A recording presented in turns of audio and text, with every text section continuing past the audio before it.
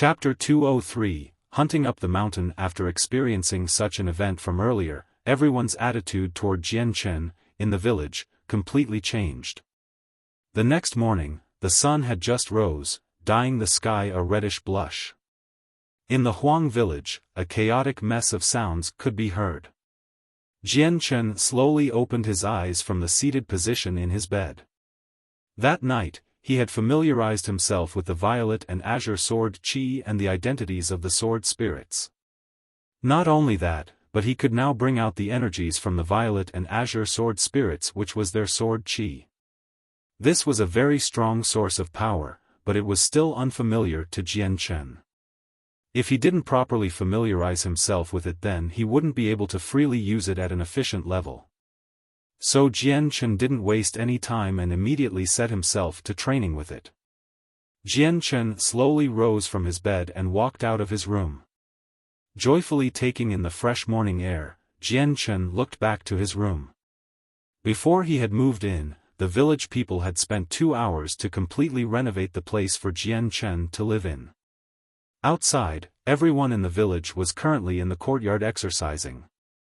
Not too far away, Roscoe's son, Roger, wielded a wood-chopping axe as he slashed continuously into empty space in front of him while shouting out in a loud voice. At that moment, Roger saw Jian Chen approach with an expression full of worship and respect. Immediately running up to him, he spoke anxiously, "Brother Jian Chen, you're so amazing. Do you think you could teach me some martial arts?" Jian Chen laughed and patted Roger on the head gently. "Roger, tell your older brother. In the future, what type of weapon do you wish to use?" "An axe, a really large axe.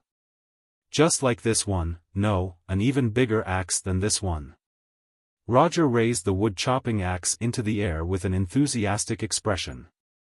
"Roger, just because a weapon is large doesn't mean it'll be stronger. The larger a weapon is, the harder it is to control. When you become a saint, you cannot be sloppy when you condense your saint weapon. You must control the saint force within your body to form a saint weapon to a size that you are comfortable with. Understand?" Jian Chen's face was exceptionally serious. This question was very important since it could impact a person's life and his entire fighting strength. "And Roger understands now." He chirped with an obedient nod of his head.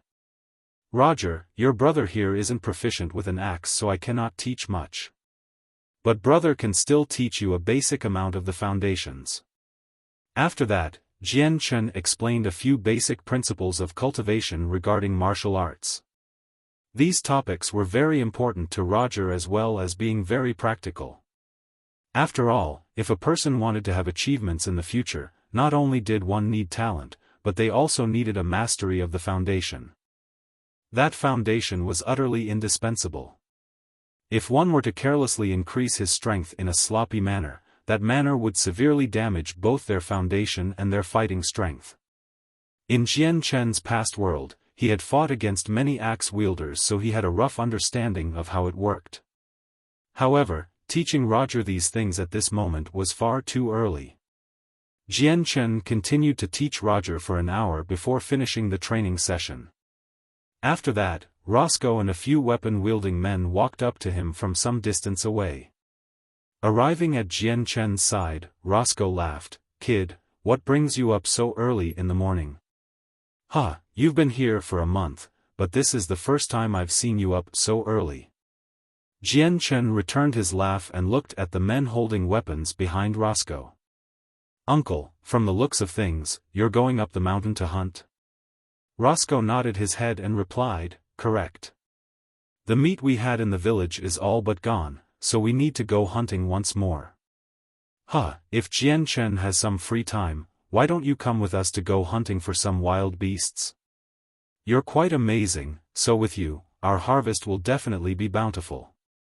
A middle-aged man right next to Roscoe laughed with kind eyes. He stared at Jian Chen.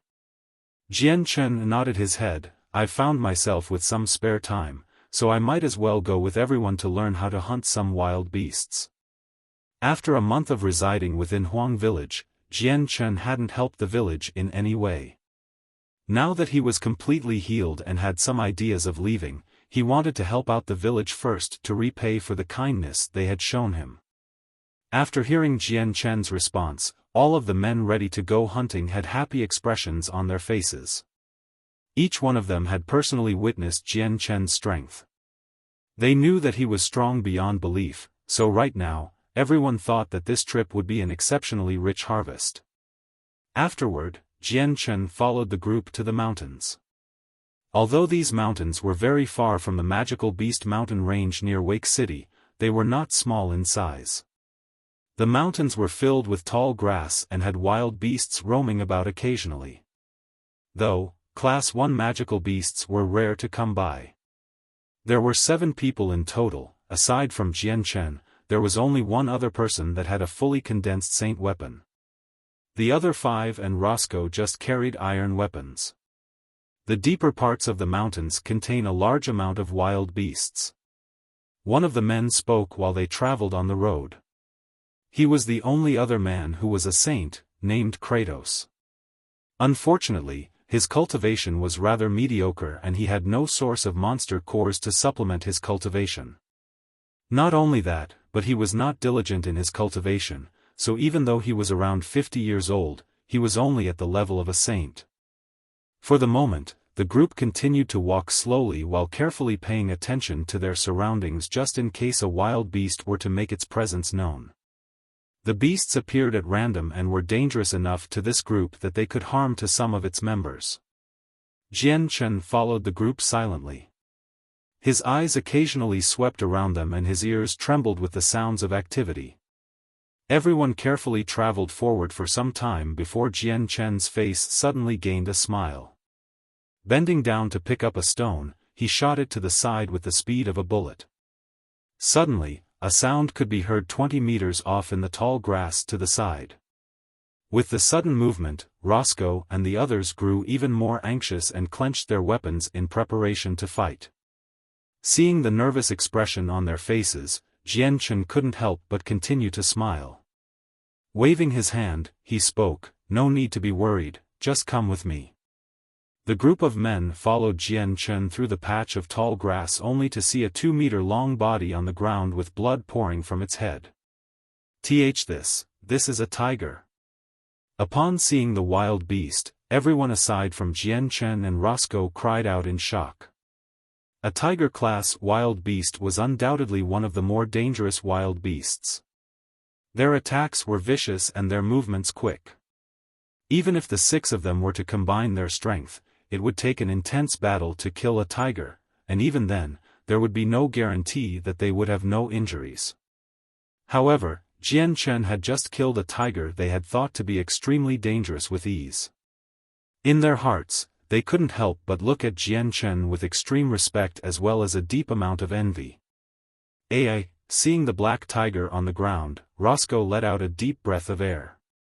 His face had a complex look as he looked at the wound on the tiger's head. In the past, he could easily kill a Class 1 magical beast with just a wave of his hand. But now, after his saint weapon had been destroyed, he was left with a physique that was marginally better than a regular person. So even hunting for wild beasts required him to form a group. Taking note of the change in Roscoe's face, Jian Chen knew what was going through Roscoe's mind. Mentally sighing, he could understand Roscoe's feelings, but he didn't have any words that could pacify his thoughts. "Everyone bring this wild beast out and let's continue onward." Jian Chen spoke aloud. Okay, following the path, everyone traveled through the mountain while hunting for wild beasts to kill.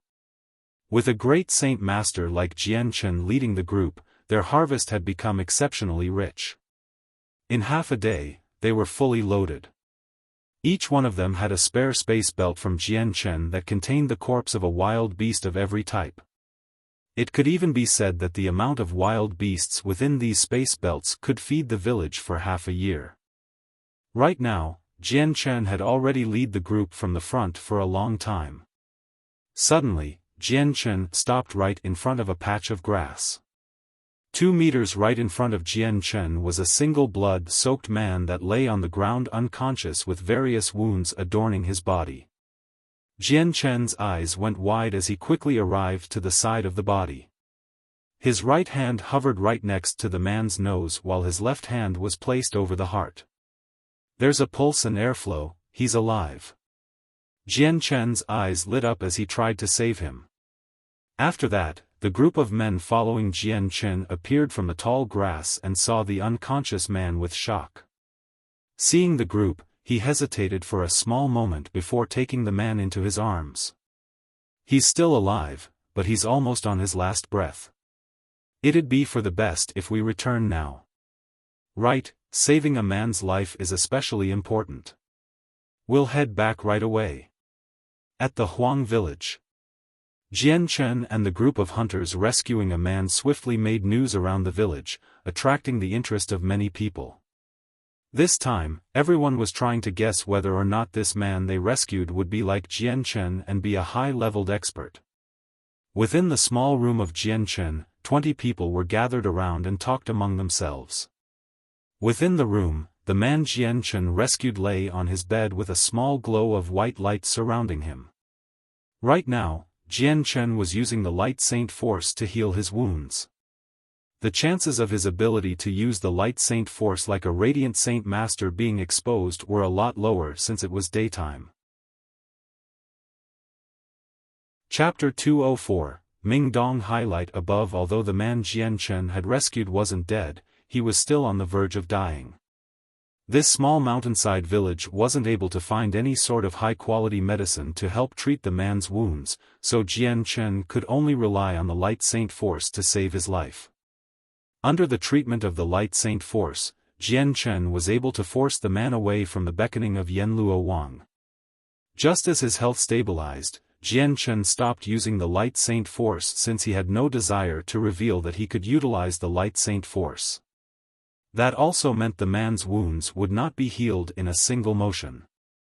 Standing in front of the bed, Jian Chen looked over the man only to see the blue robes he was wearing. From his appearance, the man looked to be around 28 years old and was quite handsome. Suddenly, the youth's eyes began to blink open as the pupils inside searched all around. Finally, his eyes landed upon Jian Chen with a confused look before realizing that he was safe. "Are you the one who saved me?" he asked Jian Chen weakly. Nodding his head, Jian Chen replied, "That's right, it was me. Many thanks for saving me. This one is truly grateful and will return the favor." The youth then responded. Jian Chen gave a small smile before saying, "For now, don't say anything, let alone repaying me. I too was saved by someone, so like you, we are quite similar." The youth had a mild smile on his face as he heard those words. "This one is called Ming Dong, might I know how to call my benefactor?" Jian Chen sat on a stool near the window and replied, "You can call me Jian Chen, no need to call me benefactor. Your wounds are still very severe. If it weren't for me bringing you down the mountain and using some medicine, you would have woken up at the Yellow Springs in half a day." Ming Dong's eyes gained a sudden spark of intense hatred as he bit his lips and spat, "These wounds of mine, sooner or later I will pay them back." Still sitting down on the stool, Jian Chen's eyes had a spark of interest as he looked at Ming Dong. Pointing a finger at the various wounds, he asked, "These wounds, were they from your hated enemy?" "No," Ming Dong shook his head, "I originally discovered an injured class for magical beast that was already on the verge of death.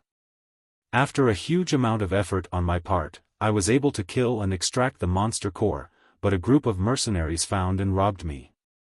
If it was just a single mercenary I wouldn't be afraid, but it was a large group of them. Combined with my wounds, it was enough for them to take my space belt. In a final effort, I ran away with all my strength, otherwise, would not have lived." Jian Chen could only sigh to himself when he heard about Ming Dong's plight.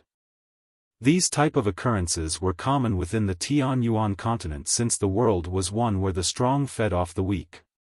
Strength was vital here, and if you didn't have the strength, then living on the Tianyuan continent would be exceptionally difficult. Even if one tried to live a low-profile life by not offending anyone, one would not be guaranteed a safe life.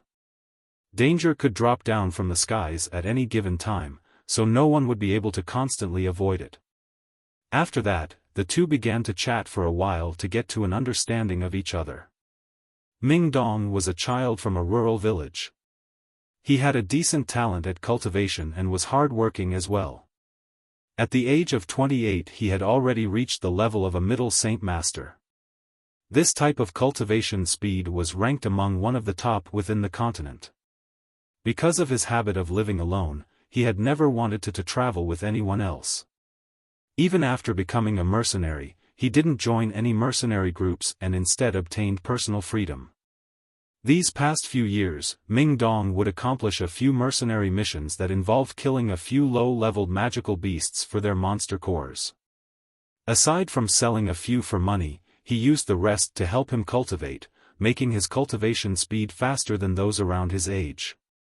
After finding out about that, Jian Chen gained a new level of respect for Ming Dong. It went without saying that the two most important things that make one strong are to be hardworking and to hunt and kill magical beasts by yourself.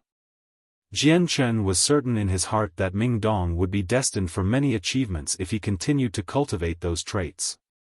After all, for a 28-year-old to reach the level of a middle Saint Master was almost unheard of.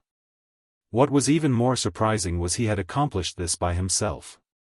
Only the children of those who were born in a wealthy clan or had some sort of treasure would be able to reach such a level so fast. Staring with a complicated look at the pale-faced Ming Dong, Jian Chen hesitated for a moment before finally saying, "Ming Dong, I don't know if you're willing to join my mercenary group. After experiencing these things, I'm sure you can realize how beneficial joining a mercenary group can be." Ming Dong hesitated for a moment. He was already accustomed to the solo lifestyle and honestly wasn't willing to join a mercenary group and be restricted by it. The truth of the matter was, with his strength, he could have joined any strong mercenary group a long time ago if he wanted to. Sitting on the bed, Ming Dong had thought about how his life had been saved by Jian Chen and so, despite his personal convictions, he decided. If Brother Jian Chen won't mind, then I, Ming Dong, will join your mercenary group. Jian Chen had a happy smile on his face as he laughed. Good, Ming Dong, with you entering the group our strength has gone up. Given some time, I will definitely make our mercenary group the #1 group within the Tianyuan continent. As he spoke, Jian Chen couldn't help but think back to the words Uncle Kendall had once said. My biggest wish is for my flame mercenaries to become the strongest group within the Tianyuan continent. Jian Chen had now took on Kendall's wish for his own. He would replace Uncle Kendall and make the flame mercenaries the strongest in the continent. Ah, that's right. I don't even know what the group is called, how many people there are, how strong it is, or who the captain is. Ming Dong stated. Jian Chen smiled. The mercenary group is called the Flame Mercenaries. As of right now, I am the only member, but with you, that makes 2. As far as strength goes, I am currently at the primary Great Saint Master level. What, just us 2? Astonished, Ming Dong looked at Jian Chen with disbelief, realizing how young Jian Chen was before continuing with a dumbstruck voice. Wait, you say you have the strength of a primary Great Saint Master? Are you sure you're not joking? Chapter 205, Leaving Huang Village. With the addition of Ming Dong, Jian Chen could no longer be considered the newest addition of the Flame Mercenaries. In the past, his strength had been insufficient, but now that he was a great Saint Master and had the assistance of the Violet and Azure Sword Spirits, even if he were to run across an Earth Saint Master, he would be able to fight them. So slowly, he was building up the strength of the Flame Mercenaries. Next, Jian Chen stayed at the Huang village for another 2 days. In those days, he went around saying his goodbyes and prepared to leave the village. In the wooden house, Ming Dong continued to recover his strength. He looked at Jian Chen, who was leaning against the wall. Jian Chen, when I'm fully healed, I will leave Huang village, and if you have not returned, I will look for you. Jian Chen muttered to him, I've used up all the herbs in my possession, so all that's left is for you to slowly heal. By my estimation, you'll fully recover in a month.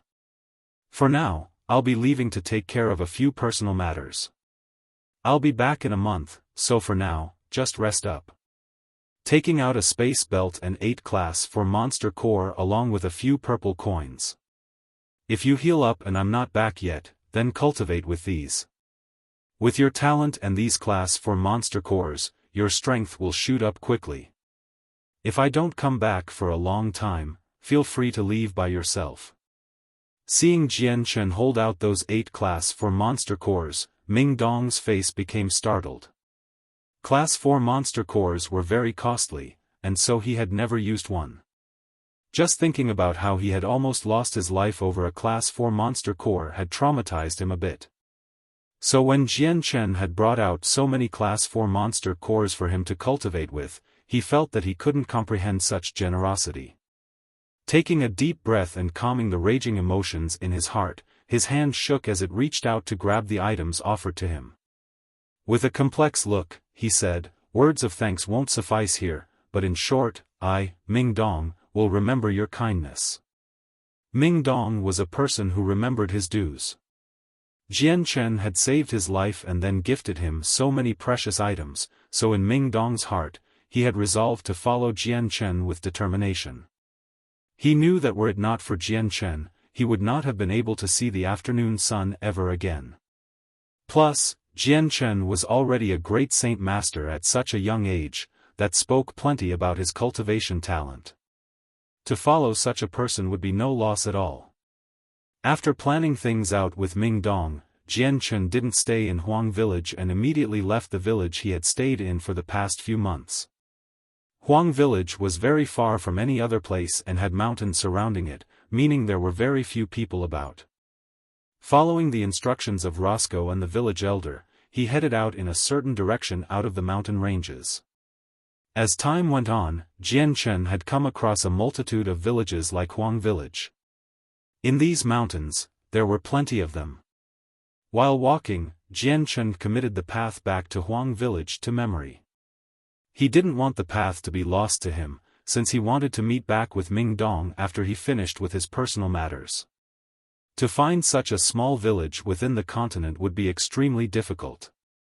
So in the case that he would forget the path, he tried his best to remember every detail. There weren't any wild beasts in the mountain range, and magical beasts were rare as well.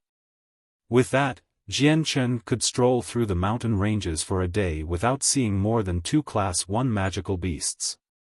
This mountain range was exceptionally large, and Jian Chen didn't know if he was still within the Blue Wind Kingdom after falling off the cliff and into the river. Jian Chen continued to walk until the sky grew dark where he stopped by an open plain. In the night, the cliff of a nearby mountain hung overhead while the moon's light scattered down and illuminated the area. Walking just a little farther, he met a group of mercenaries within the cover of the night. There was an encampment of 20 tents with a small campfire lighting up the sky in the middle of it. Slowly walking toward the group of mercenaries until he was within 100 meters of them, Jian Chen didn't bother to conceal his footsteps, so the sounds of his walking and the rustling of the grass had instantly alerted the mercenaries. "Who's there?" A voice called out loudly and woke the sleeping mercenaries.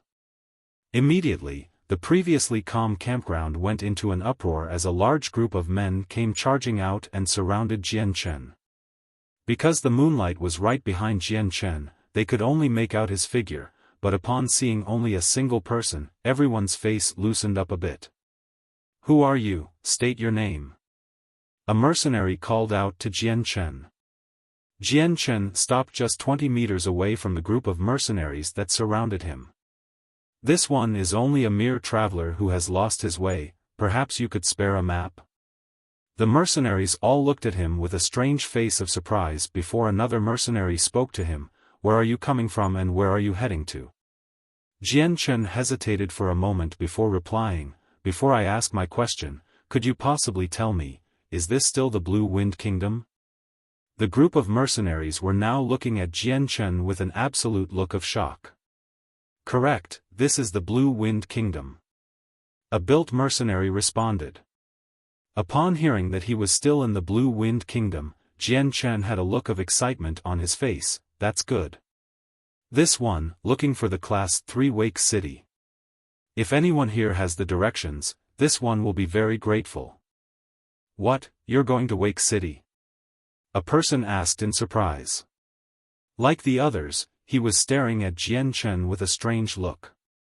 Seeing the expression on everyone's face, Jian Chen was suspicious. Is there a problem? There's no problem, haha. As it is, we're heading to Wake City as well. We didn't think that we'd meet someone else headed in the same direction. A person laughed. Since all of us are heading to Wake City, you should come with us. There's still a decent ways until Wake City, and the road is still dangerous. One more person is one more person to rely on after all. The sturdy-looking man laughed with a friendly expression. The captain's right. There's still a long road until we reach Wake City. If you go by yourself, it'll be quite dangerous, so it's best to go with us. A 40-year-old man spoke to Jian Chen. Jian Chen hesitated for a small moment before nodding his head. That's fine then. If everyone doesn't mind, then I'll share the road with you. It's quite fortunate that I've met you. I'm not familiar with these roads, so I would have been lost.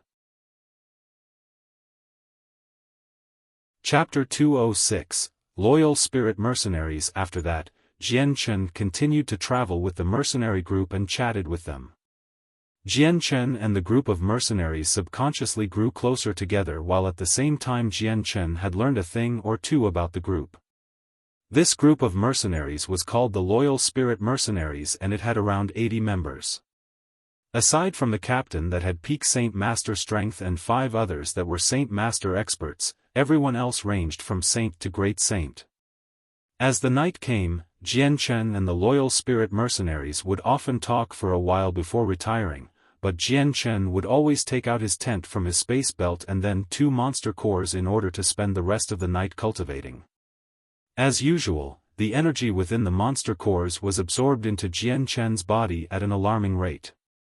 However, the only difference this time was that the moment it entered Jian Chen's body, it automatically rushed toward the violet and azure sword spirits within his dantian without a single speck going toward Jian Chen's own body for refinement. Right now both sword spirits were especially weak. Their strength wasn't anywhere close to its peak, so Jian Chen didn't rush trying to improve his own strength. Instead, he chose to pass all of the energy he absorbed to the violet and azure sword spirits in order to help them recover. Since he could borrow the power of the sword spirits, he wanted to strengthen their power first so that the power he could use would be even stronger. Now that Jian Chen was a great Saint Master, he wasn't in such a frantic rush to improve his strength again. Although the berserk elements within the monster core's energy were quickly absorbed by the sword spirits, just randomly cultivating would only lead to a shaky foundation and affect his strength. The violet and azure sword spirits had taken the energy at a fast rate, even faster than Jian Chen's original absorption rate. A single class 4 monster core would be completely assimilated into the sword spirits in 2 hours. Taking in a deep breath, Jian Chen was surprised by just how fast the sword spirits were absorbing the energy from within the monster cores. He didn't know just how much it would take for the sword spirits to recover, but the speed they were taking the energy had triumphed over his. With a class 4 monster core completely gone within 2 hours, Jian Chen could only be shocked at this speed. After all, a class 4 monster core was not like a class 3 monster core. If it took 2 hours to fully absorb a class 3 monster core, then Jian Chen would take the results begrudgingly. But for a class 4 monster core? Jian Chen couldn't afford to have that kind of result. Despite the fact that he could kill a class 4 magical beast without a problem, they weren't as abundant in numbers as class 3 or class 2 magical beast. AI. It takes 2 hours to absorb a class 4 monster core, and with 24 hours in a day, that means 12 class 4 monster cores could be fully absorbed. What an extravagant waste. Jian Chen sighed as he furrowed his eyebrows together. The night was very peaceful in the campground, but occasionally there was an odd sound. By morning, the sun dyed the lands a bright red as the loyal spirit mercenaries packed up their tents while chattering. Soon afterward, the campfire came to life with a crackling sound. In his tent, Jian Chen slowly opened his eyes and shook himself sober from his cultivational meditation. Walking out of his tent, Jian Chen's eyes swept around.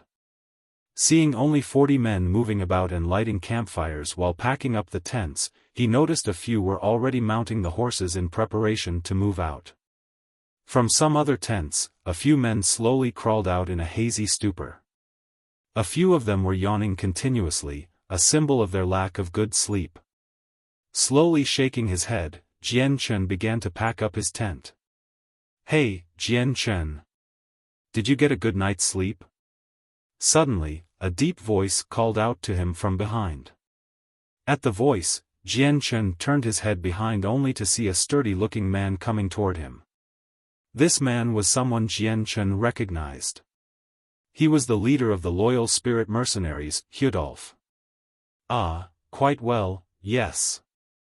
Jian Chen responded with a laugh, though last night, he hadn't slept a wink. To be accurate, Jian Chen hadn't ever slept frequently since he was young. The moment he had become a saint, he started to sleep less and generally spent the nights cultivating. Sleep was nothing more than a waste of daylight. Although sleep was necessary to recover, when a person sleeps, their head becomes blank. Within this world of spirits and dreams, a person wouldn't be able to sense the passage of time, but the common man would waste this time by sleeping. A cultivator could enter a state of meditation and recover his spirit there. Through this method, not only would the spirit recover, but it would also improve faster than sleep would. Sleep was merely a way to recover spirit. The stronger experts of the world would be able to go day and night without sleeping. After an early breakfast, the loyal spirit mercenaries immediately set off for the road. Jian Chen didn't have a mount to ride on, but instead rode within a crowded caravan on the way toward Wake City. In a flash, Jian Chen had traveled with the loyal spirit mercenaries for an entire day. In that time, Jian Chen had idly chatted and deepened his friendship with them all. At this moment, Jian Chen sat within the crowded caravan with his eyes shut before slowly opening them. Staring outward with a cold glare, he spoke out, "Be careful everyone, there's movement up front. It should be a magical beast." Hearing Jian Chen's warning, the group paused as each one of them stared up ahead. However, no matter how much they strained their eyes, they could only see an empty plain in front of them with no strange object. "Jian Chen, you're too sensitive. Everything's normal with nothing moving at all." A mercenary called back with a grumble. "Yeah, Jian Chen, this type of talk shouldn't be said so casually. If you can't make sure of this in the future, then it's best to not joke about it," Hudolf reprimanded. Suddenly, just as Hudolf finished speaking, the land around them began to shake. "Captain, there's actually movement. Pay attention to the ground." A mercenary cried out the moment he realized the ground was shaking. "The earth is shaking, could a group of mercenaries on mounts be passing by? Are we being attacked by a group of magical beasts?" As they spoke, each one of the loyal spirit mercenaries began to pay attention to the shaking of the ground with serious expressions on their faces. "Everyone prepare yourself for an attack," Hudolf cried out without hesitation toward his group of mercenaries. Each one of the loyal spirit mercenaries suddenly sprung into motion as they brought out their saint weapons. They arranged themselves into a serious battle formation as if ready to fight a war. Chapter 207, Conflict with a Giant Beast. As the tremors in the ground became more apparent, everyone grew more and more serious as they tried to find out what exactly was causing the tremors. All the loyal spirit mercenaries clenched their weapons as they stared ahead. They heard many sounds coming from in front of them, but they still couldn't see anything. Each one of the mercenaries knew that if what Jian Chen had said about a single magical beast was true, then this one was indeed a strong magical beast. "Everyone be careful, if we can't fight, then prepare to scatter," Hudolf barked in a serious tone. Just then, a man with an expensive robe and a weak-looking face came up from behind and moved next to Hudolf. "Captain Hudolf, what's happening? I just heard something about a magical beast heading our way, is that true?" "Sire Hari, you should move back for now. We're not sure if it's safe yet, but based on the movements in front of us, it's either a group of mercenaries on mounts, or a large amount of magical beasts. And it's not just one magical beast." Hudolf's voice was calm, but his expression was extremely serious. "Can the goods be saved?" the weak-looking man asked. "That's difficult to say." Hudolf shook his head. "Sire Hari, you should prepare to run for now. In the case that there's a large group of travelers, then it won't be that bad. But if it's a single magical beast, then Sire Hari, you should know the result." Hearing Hudolf's words, the man could only sigh heavily. Those goods were his, and the loyal spirit mercenaries was the group he had hired to protect him until Wake City approached. If the goods they were transporting were lost, then he would not be able to make up for the deficit, since this entire inventory of goods had been completely bought using the man's savings. Jian Chen sat cross-legged within the caravan with his eyes concentrated in the direction ahead. However, compared to the others, he was much calmer. There wasn't a single trace of panic to be seen in his eyes. At this moment, a small dust cloud could be seen from beyond the horizon. The dust cloud wasn't moving too fast, but as the dust cloud moved up and down, the mercenary group could feel the tremors in the ground get stronger. These shakes continued to spread further and further within a large perimeter of several kilometers. By this point, everyone could finally see that the reason behind the dust cloud and tremors was indeed a magical beast. Everyone's faces grew whiter by a few shades. If it was a group of people that was causing the shakes, then they would have been able to make way for the group to pass, or even give some money for a safe passage. But with a magical beast, there weren't any other options aside from fight or flight. The large magical beast right in front of them appeared to be a large gorilla that was 10 meters in height with brown fur. It stood up on two legs like a human, and walked similarly to a human as well. Step by step, it bounded towards them. That's a war beast." Seeing the large humanoid magical beast, Hudolf's face became priceless, and the furrow of his brows loosened significantly as well. A war beast, as the name implied, existed to fight. Not only were their physical defenses terrifyingly strong, but their strength was unparalleled and could overthrow city walls. These types of magical beasts were known as the children of the earth, the pets of Mother Earth, or natural controllers of the earth. A single footstep of these war beasts could cause tremors within 100 kilometers. If it was a strong war beast or a group of them, then they could bring down a Class 1 city's walls with their footsteps from a distance of 10 kilometers away. Despite this, a warbeast's single-target attack was pathetically weak, and they had an even greater weakness in speed. There weren't many warbeasts within the Tianyuan continent, but they weren't extremely rare either. Practically every country had a few warbeasts under their command.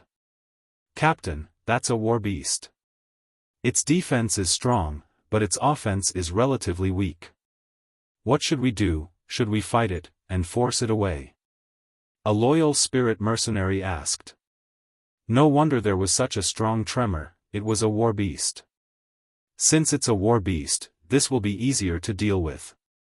Hudolf laughed. "Brothers, a war beast isn't much of a threat to us, let's drive it back." "All right." Immediately, a group of mercenaries jumped down from their mounts and dashed toward the large war beast. Jian Chen sat in the caravan as he estimated that there were probably only 500 meters separating them and the war beast. His mind raced as he tried to think of any good information on war beasts. A war beast's strength is determined by its size. A war beast that has reached Class 6 level will be around 100 meters tall. A Class 5 war beast will be around 50 meters, and a Class 3 war beast would be less than 10 meters tall. Judging from this war beast, it's a little over 10 meters, making it a Class 4 war beast. Jian Chen muttered. A warbeast's defenses are exceptionally strong. Even a magical crystal cannon would be unable to do damage to it. The stronger it is, the more terrifying its defenses are. It would be incredibly hard to kill one. Even the Dragon Clan during the peak of the magical beast era was said to have been unable to match with the warbeast's defenses. I'm not sure if I can penetrate through its defenses with my current strength. Ho!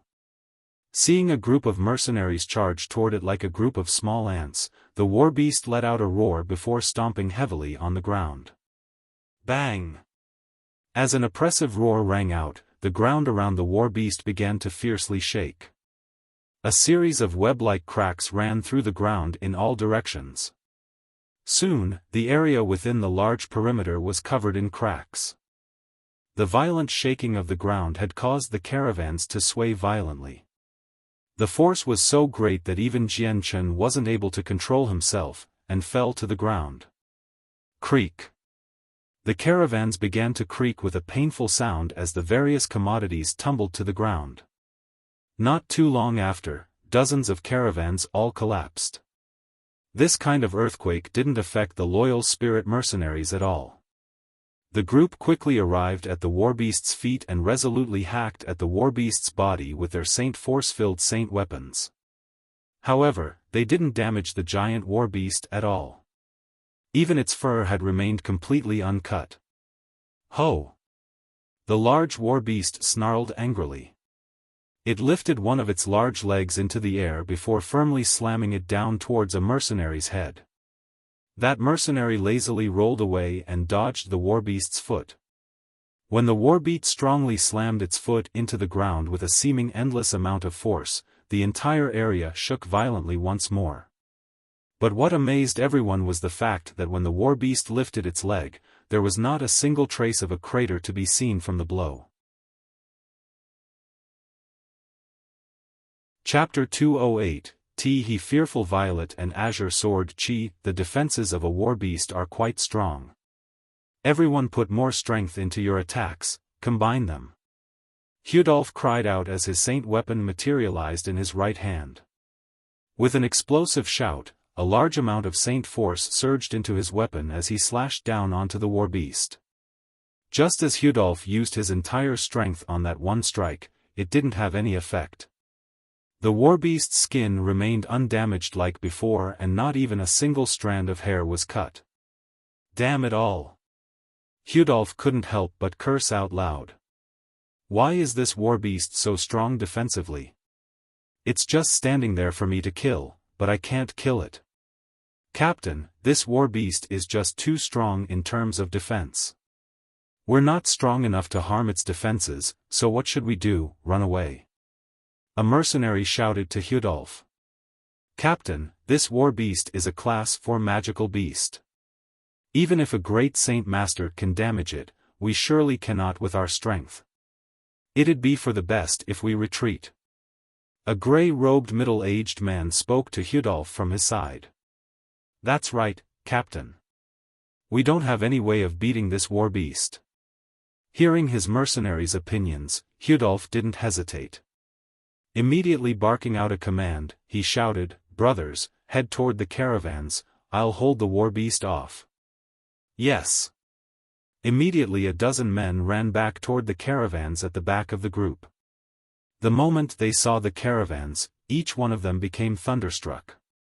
Each one of the caravans had been broken apart from the shockwaves, making it impossible to run away. Crap, what do we do now? With so many goods, I won't be able to store them all in all the space belts. The mercenaries all felt a bit awkward as Hari began to panic and fluster about with concern. Bang! Bang! At that moment, the earth shook violently once more as the warbeast charged forward with heavy footsteps. Carrying with it an imposing air that had destroyed the caravans, its feet continued to harass the loyal spirit mercenaries underneath it without any concerns. Crap, it's coming. Sire Hari, you should store the most important items into your space belt first. With so many things, it's impossible to save them all. Seeing the warbeast come trampling over, one of the mercenaries shouted nervously to the weak-looking man behind them. But, these items are all precious. This is practically my life savings. If I give them up, I will take disastrous losses. Plus, my space belt isn't even that big to begin with, so I won't be able to carry much. Hari cried out bitterly as he looked at the 10 broken caravans with a broken heart. No one needs to panic. This war beast here, leave it to me and I'll stall it. Just as Hari and a few other mercenaries were panicking, a calm voice suddenly rang out. Every person close by turned their heads to look at the owner of the voice, only to see Jian Chen, who hadn't bothered to participate in this battle until now. The mercenaries and Hari's face had a skeptical look to it as they watched the 20-year-old Jian Chen walk forward. They clearly didn't believe the words he was speaking, and so a mercenary couldn't help but say, "What did you say, Jian Chen? You're going to stall the war beast?" Jian Chen, this war beast is unbelievably tough in terms of defenses. Not only that, but it's also a class 4 magical beast. Unless we have an Earth Saint Master here with us, then it'll be impossible to fight this. Even a great Saint Master will be unable to pierce through the defenses of this war beast. An experienced mercenary explained to Jian Chen. He doubted Jian Chen due to his age and because of how strong the war beast was. As everyone called Jian Chen's strength into question, he only laughed without explaining himself. Walking forward, his body suddenly flew like a bullet toward the war beast 100 meters away. Jian Chen's speed was exceedingly fast. In the blink of an eye he appeared right in front of the war beast, and the light wind sword instantly materialized in his right hand. With a sharp amount of sword chi transforming the glow around the blade, Jian Chen thrust it in between the eyebrows of the war beast. Even as the light wind sword made contact with the space between war beast, it was prevented from going any further. Jian Chen's eyes narrowed for a moment as he felt the large amount of resistance against his sword. For a moment, Jian Chen had begun to doubt that this was a war beast and was instead an incomparably defensive essence. Ho! The war beast let out an angry snarl as both of its eyeballs stared at Jian Chen with a bloodthirsty glare and threw a hand at him. Turning his body in the air, he flew down to avoid the paw and landed gracefully on the ground. His eyes hardened as he looked at the gorilla-type war beast. What a strong defense, to somehow surpass my expectations by so much. No wonder the legends say that even magical crystal cannons aren't able to injure it. However, his initial sword strike had left the faintest of traces upon further observation, despite not landing a substantial blow on the war beast. Although he didn't use his entire strength, Jian Chen knew that even with it, there was no guarantee that he would be able to split open the war beast's defenses. A war beast's defenses were legendary within the Tian Yuan continent, and rumors had it that humans and magical beasts within the same level as the war beast would be utterly incapable of damaging it. Even if a human were to use an extremely strong battle skill, it would perhaps be able to create a small amount of damage.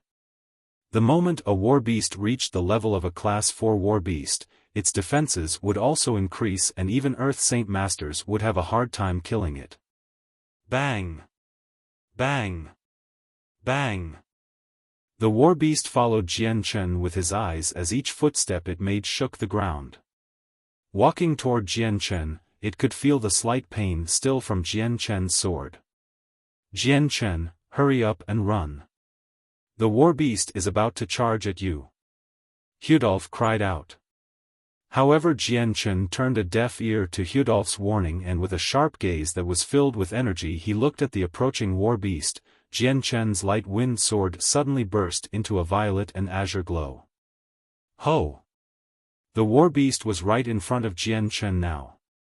With another roar, it lifted a leg to stomp on Jian Chen. Jian Chen dodged the following step by moving to the side. Then jumped in between the war beast's eyebrows. The light wind sword stabbed forward like a flash of lightning. This time, the moment the sharp light wind sword made contact with the eyebrows of the war beast, it was almost as if the defenses no longer existed. The light wind sword easily stabbed through the war beast's defenses straight into its skull. The warbeast's defense was like a piece of tofu in comparison to the light wind sword. The moment Jian Chen stabbed it with his light wind sword, he felt no resistance at all. "Ao!" The warbeast let out a miserable cry that reverberated through the air. Slowly, the howls of pain receded as the giant body slowly crashed to the ground. Jian Chen pulled out his light wind sword from the skull of the warbeast as a few bloody drops fell to the ground. Bang! The warbeast's gigantic body smashed against the ground, shaking the ground twice, sending a ton of dust flying up into the air. Chapter 209, Return to Wake City. Seeing the downed warbeast, every single loyal spirit mercenary's face instantly grew lifeless. At this moment, every single movement had stopped as if everyone had frozen. Their eyes were stuck on the warbeast, whose head was bleeding profusely with looks of extreme disbelief. The Class 4 warbeast in front of them had a defense stronger than what any one of them could imagine. Even a great Saint Master would be hard-pressed to damage a warbeast, and an Earth Saint Master with a battle skill would still need to use an astounding amount of effort to kill it. To see this unbelievably tenacious warbeast killed by a youth not even over the age of 20, everyone was incredibly shocked. No one had expected this type of power from a person they picked up on the way to Wake City. At that moment, every loyal spirit mercenary realized that this low-profile man traveling with them was actually a high-leveled expert. Jian Chen didn't take notice of the shock of the loyal spirit mercenaries. At this moment, his mind was reeling from shock. He was surprised to learn that the violet and azure-colored sword spirit's power would be so strong. Despite his foreknowledge of it, Jian Chen still couldn't help but be shocked by the extent of the power. By Jian Chen's approximations, the defenses of the warbeast would be incredibly difficult for him to make even a substantial amount of damage. If he really wanted to injure the warbeast, he would need at least the strength of an Earth Saint Master, and yet with the power of the sword spirits, the warbeast's defenses were like tofu. They allowed for the light wind sword to pierce through the skull without the slightest bit of resistance. Now was also the time that Jian Chen understood how terrifying the violet and azure sword spirits were. Although the sword chi was an extension of the sword spirits who were in a very weakened state, their power was still overwhelming. With this, Jian Chen realized that he had the fighting strength of an Earth Saint Master. The warbeast is dead, oh heavens! A warbeast was killed, and this warbeast was even at the Class 4 level in strength. Everyone had already returned to where the caravans were. One by one they expressed their feelings as everyone looked at Jian Chen with expressions of shock, while a few others had expressions of worship. The loyal spirit mercenaries' leader, Hudolf, let out a breath of air as he examined the ground where the dead warbeast lay. With a slight shake of his head he looked at Jian Chen, who was close by. After a moment of hesitation, he walked over to him. "Jian Chen, I didn't think you'd be an expert of such profound strength. It is truly inconceivable that with your current age you are able to kill a warbeast of this level. However, I as the representative of every member of the loyal spirit mercenaries must give you my thanks. You have solved a major problem for us." Hudolf spoke honestly and respectfully. Jian Chen's excitement began to decrease back to a normal level before smiling. This was no effort at all, so the captain needs not be so polite. Besides, we are sharing the road. If one of us comes across a problem, then it is natural that I provide assistance. Jian Chen and Hudolf began to talk among themselves politely for a while before the other mercenaries busied themselves with other matters. The loyal spirit mercenaries were split into two groups. One was responsible for repairing the caravans and loading up the goods, and the other group was responsible for dealing with the warbeast's body. The body of a warbeast was something the loyal spirit mercenaries wanted to sell, but because the body was far too strong and extremely heavy, they wouldn't be able to move it. So they could only bitterly bite their tongues and abandon it after Jian Chen extracted the monster core from within it. In a flash the caravans were repaired, everyone resumed their travel to Wake City once more. Now, Jian Chen was sitting at the front of the very best caravan they had to offer, where the owner of the goods, Hari, sat with a friendly smile. Suddenly a thought flashed through Hudolf's head. Turning to Jian Chen, he asked, Jian Chen, seeing how young you are, you've only just started to travel within the Tianyuan continent, correct? Jian Chen nodded his head, yes, I've only been traveling for 2 or 3 years now. Then would you consider joining our loyal spirit mercenaries? While we aren't extremely strong, every member here is very close. We're a tightly knit group. After traveling the Tianyuan continent for many years, our experience is quite abundant. Plus, if you travel with us, you will be familiarized with the continent quickly and learn of the many dangers. Even the strongest of mercenaries will lose out on many things if they are not experienced with the continent. Hudolf spoke with an anxious look of anticipation as he tried to rope Jian Chen into his group. Giving an apologetic smile, Jian Chen replied, "This one thanks Captain Hudolf for his offer, but I've already joined a mercenary group." What a great shame then," Hudolf said disappointedly. He then looked at Jian Chen once more and spoke again, "For a mercenary group to have a person like you, then that must mean that mercenary group is quite strong." Jian Chen shook his head with a bitter smile, "Right now aside from me, there is only one other person in it. I am the captain." Hudolf looked at Jian Chen with astonishment but no words came out from his mouth. The man was thinking about something inside his head. Afterward the group continued to travel toward Wake City slowly. On the road, Jian Chen's position within the loyal spirit mercenaries had took a drastic change. Everyone was very respectful to him to the point of far surpassing that of their captain Hudolf. Even Captain Hudolf himself had taken on a warm and affectionate tone with him. The road was relatively peaceful after that. Another 3 days went by before the caravan finally reached the territory of Wake City. At this, Jian Chen could already make out the magical beast mountain range 20 kilometers from Wake City. In front of them, the tall city walls of Wake City greeted everyone's eyes. Even after 1 year had passed, the city walls hadn't changed at all. The only difference was that the amount of soldiers on top of the city walls had multiplied. Even the amount of guards at the gates had reached a larger number than Jian Chen had remembered. Seeing the familiar walls once more in a state like he had remembered, Jian Chen couldn't help but remember when the Tianxiong clan had chased him out of the city and forced him to make a miserable escape. Tianxiong clan. I, Jian Chen, have returned. Chapter 210, A timely meeting in the restaurant. The caravan entered the city without any problems. Jian Chen and the loyal spirit mercenaries bid each other farewell and set about their own paths.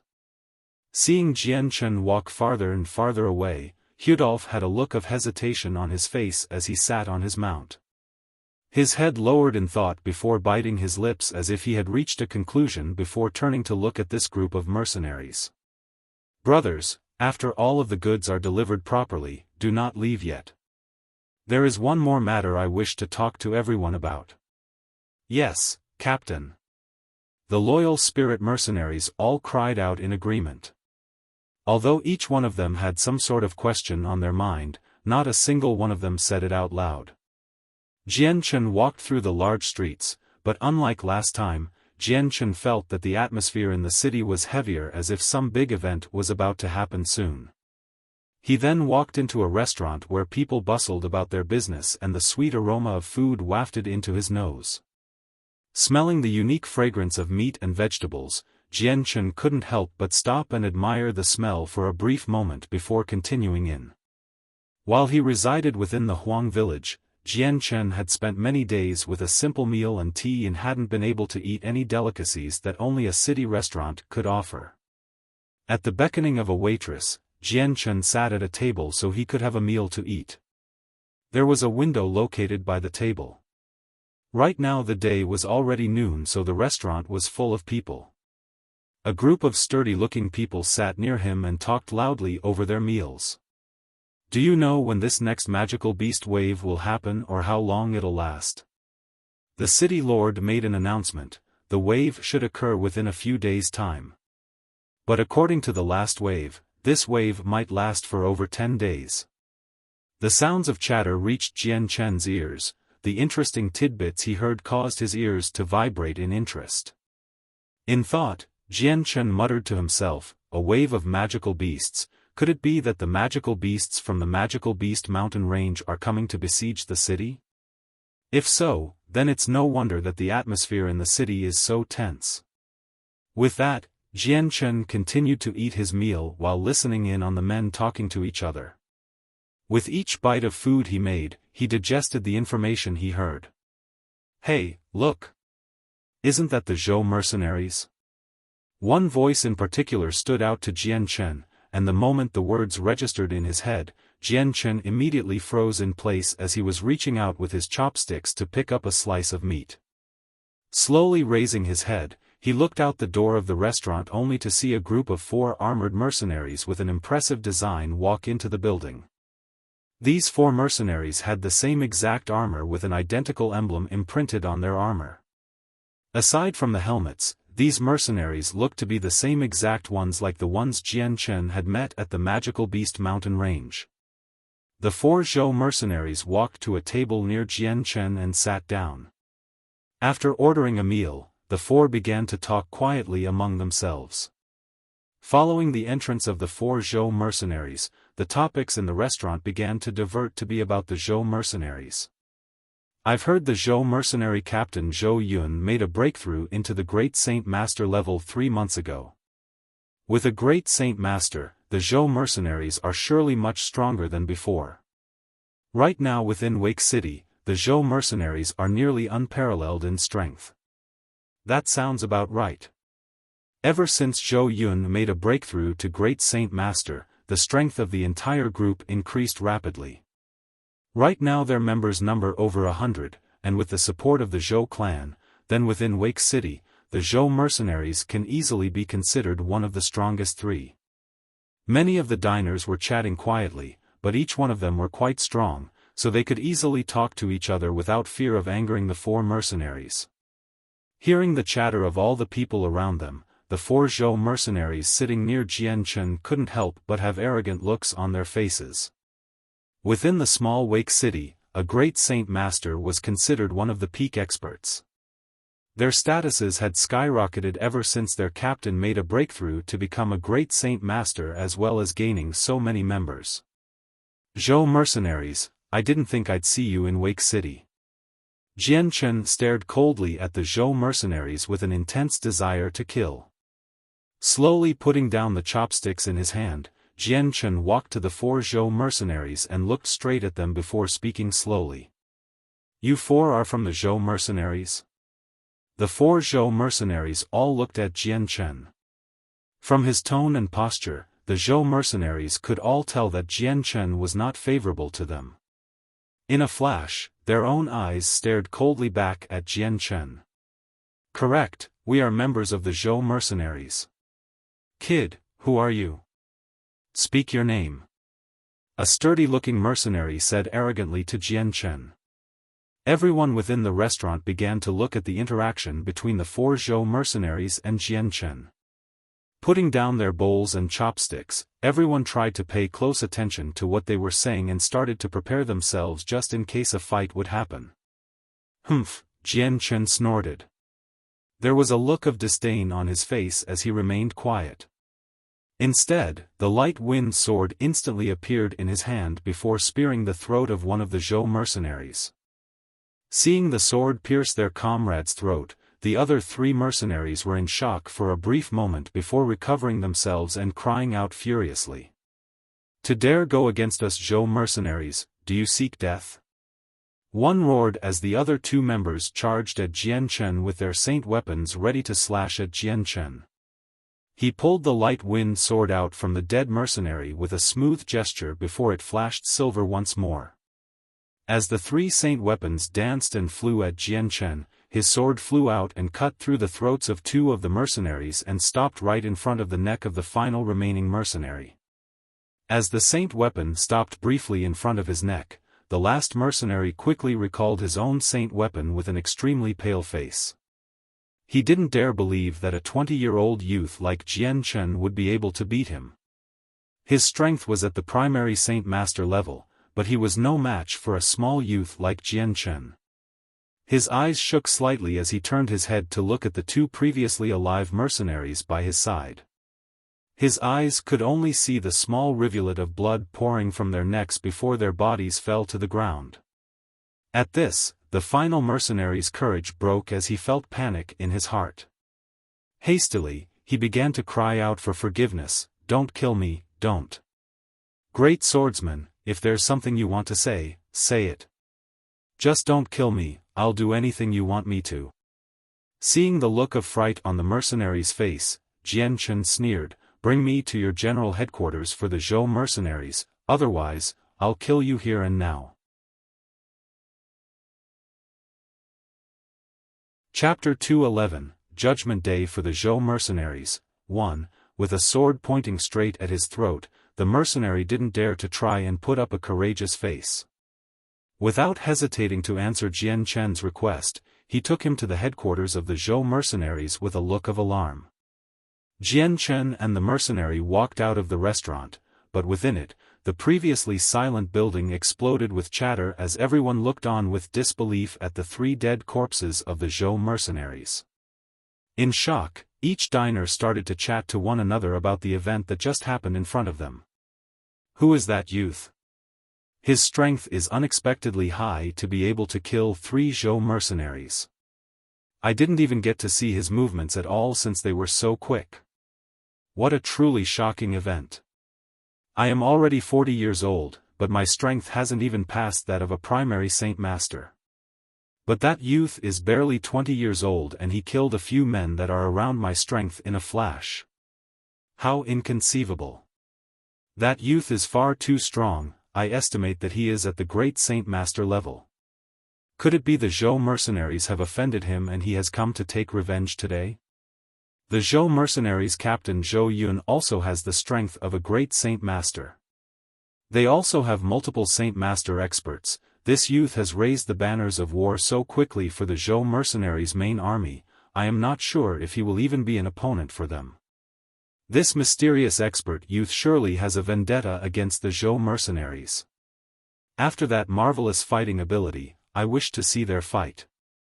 Right, there'll surely be a fight in a moment, let's hurry up and go see it. Let's go. Everyone has to go see this once-in-a-lifetime event. After that, every single person in the restaurant cried out their approval and stampeded out of the restaurant, practically leaving the place empty. Jian Chen didn't bother to hold his light-wind sword at the Zhou mercenary. Instead, he slowly walked behind him with a calm look as the two flowed through the streets.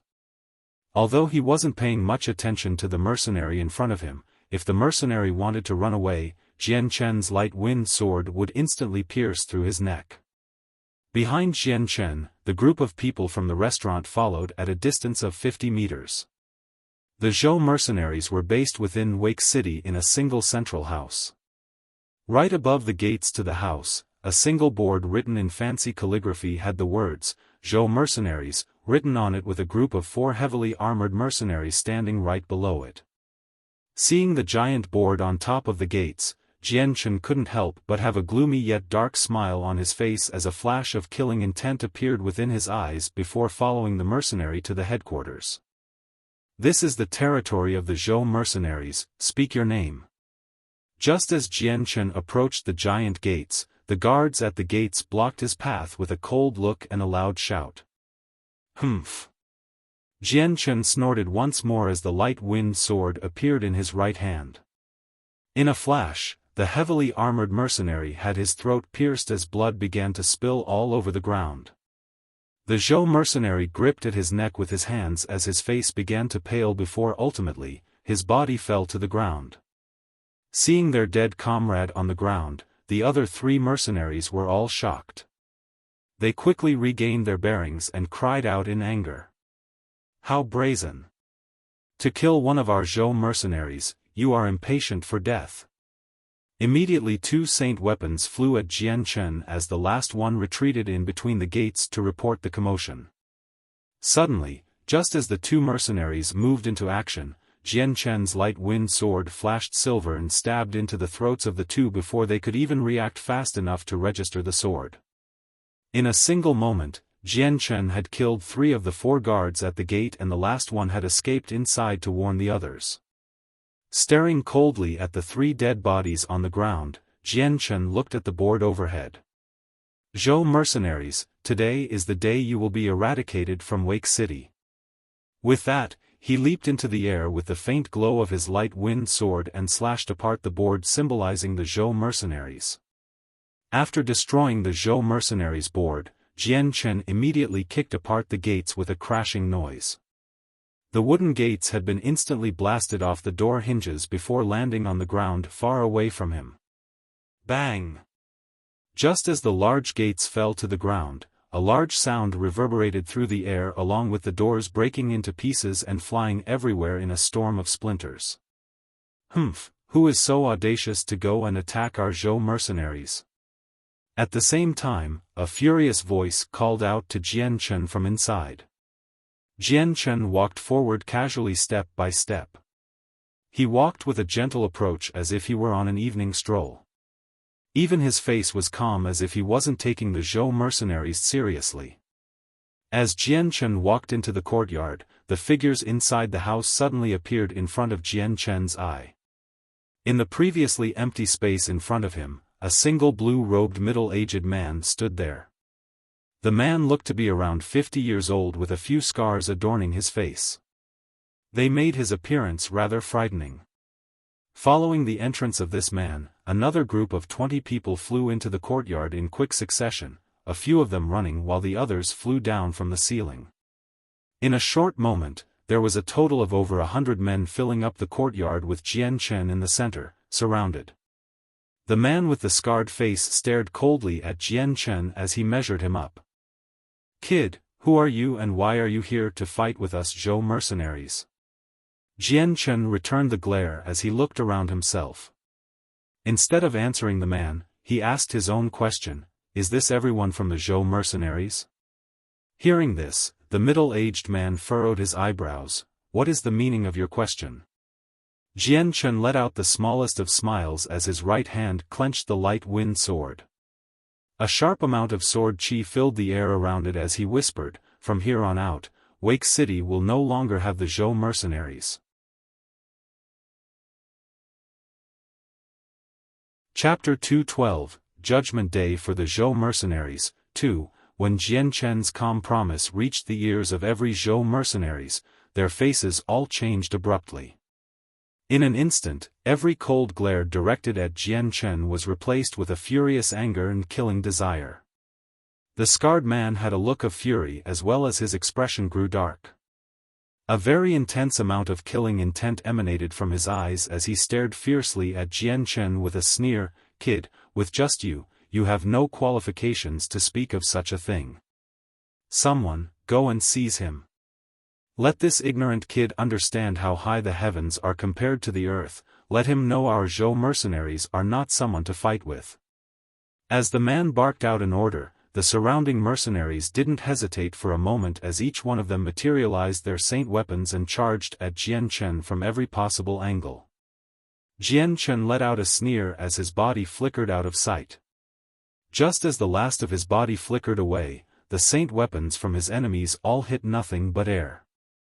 Jian Chen rapidly moved back and forth like a bolt of lightning as he lashed out with his light wind sword. Easily stabbing mercenary after mercenary in the throat, his sword moved with a nimble grace, fast enough for the regular saints and great saints to die without knowing it. Each one of them crumpled to the ground as they were killed. Although it was Jian Chen against over 100 men, the difference between the two sides was far too vast. So it had become a massacre for the Zhou mercenaries. In fact, for Jian Chen, it was almost as if the Zhou mercenaries weren't even fighting back since they were utterly incapable of capturing Jian Chen. Under the quick sword of Jian Chen, another 2 men met a quick death. Then in the time it took for one small breath, 8 people died to his sword. The battle lasted for another 5 small breaths before the group of 100 men instantly fell down to half its original numbers. The scarred man looked on at the massacre Jian Chen had made with a dazed expression. In just a matter of a few dozen seconds, Jian Chen had managed to kill 50 people inconceivably quick. What frightened the scarred man was how fast and efficiently Jian Chen had killed those men. Jian Chen continued to flow through each opponent smoothly like water. With each movement he made, another man fell to his sword with blood flying through the air. The floor alone had begun to form a pool of mixed blood from each of Jian Chen's victims. The merciless slaughter continued for a little longer as each Zhou mercenary cried out a battle cry continuously. Unsurprisingly, not a single one of them who exchanged a blow with Jian Chen had cried out in pain, since Jian Chen had cut apart their throats and rendered them speechless. Some of them weren't even able to feel the pain before losing their life. After another 10 breaths, Jian Chen had finally come to a stop and ended the one-sided massacre. At this moment, the entire courtyard was littered with the dead bodies of the Zhou mercenaries.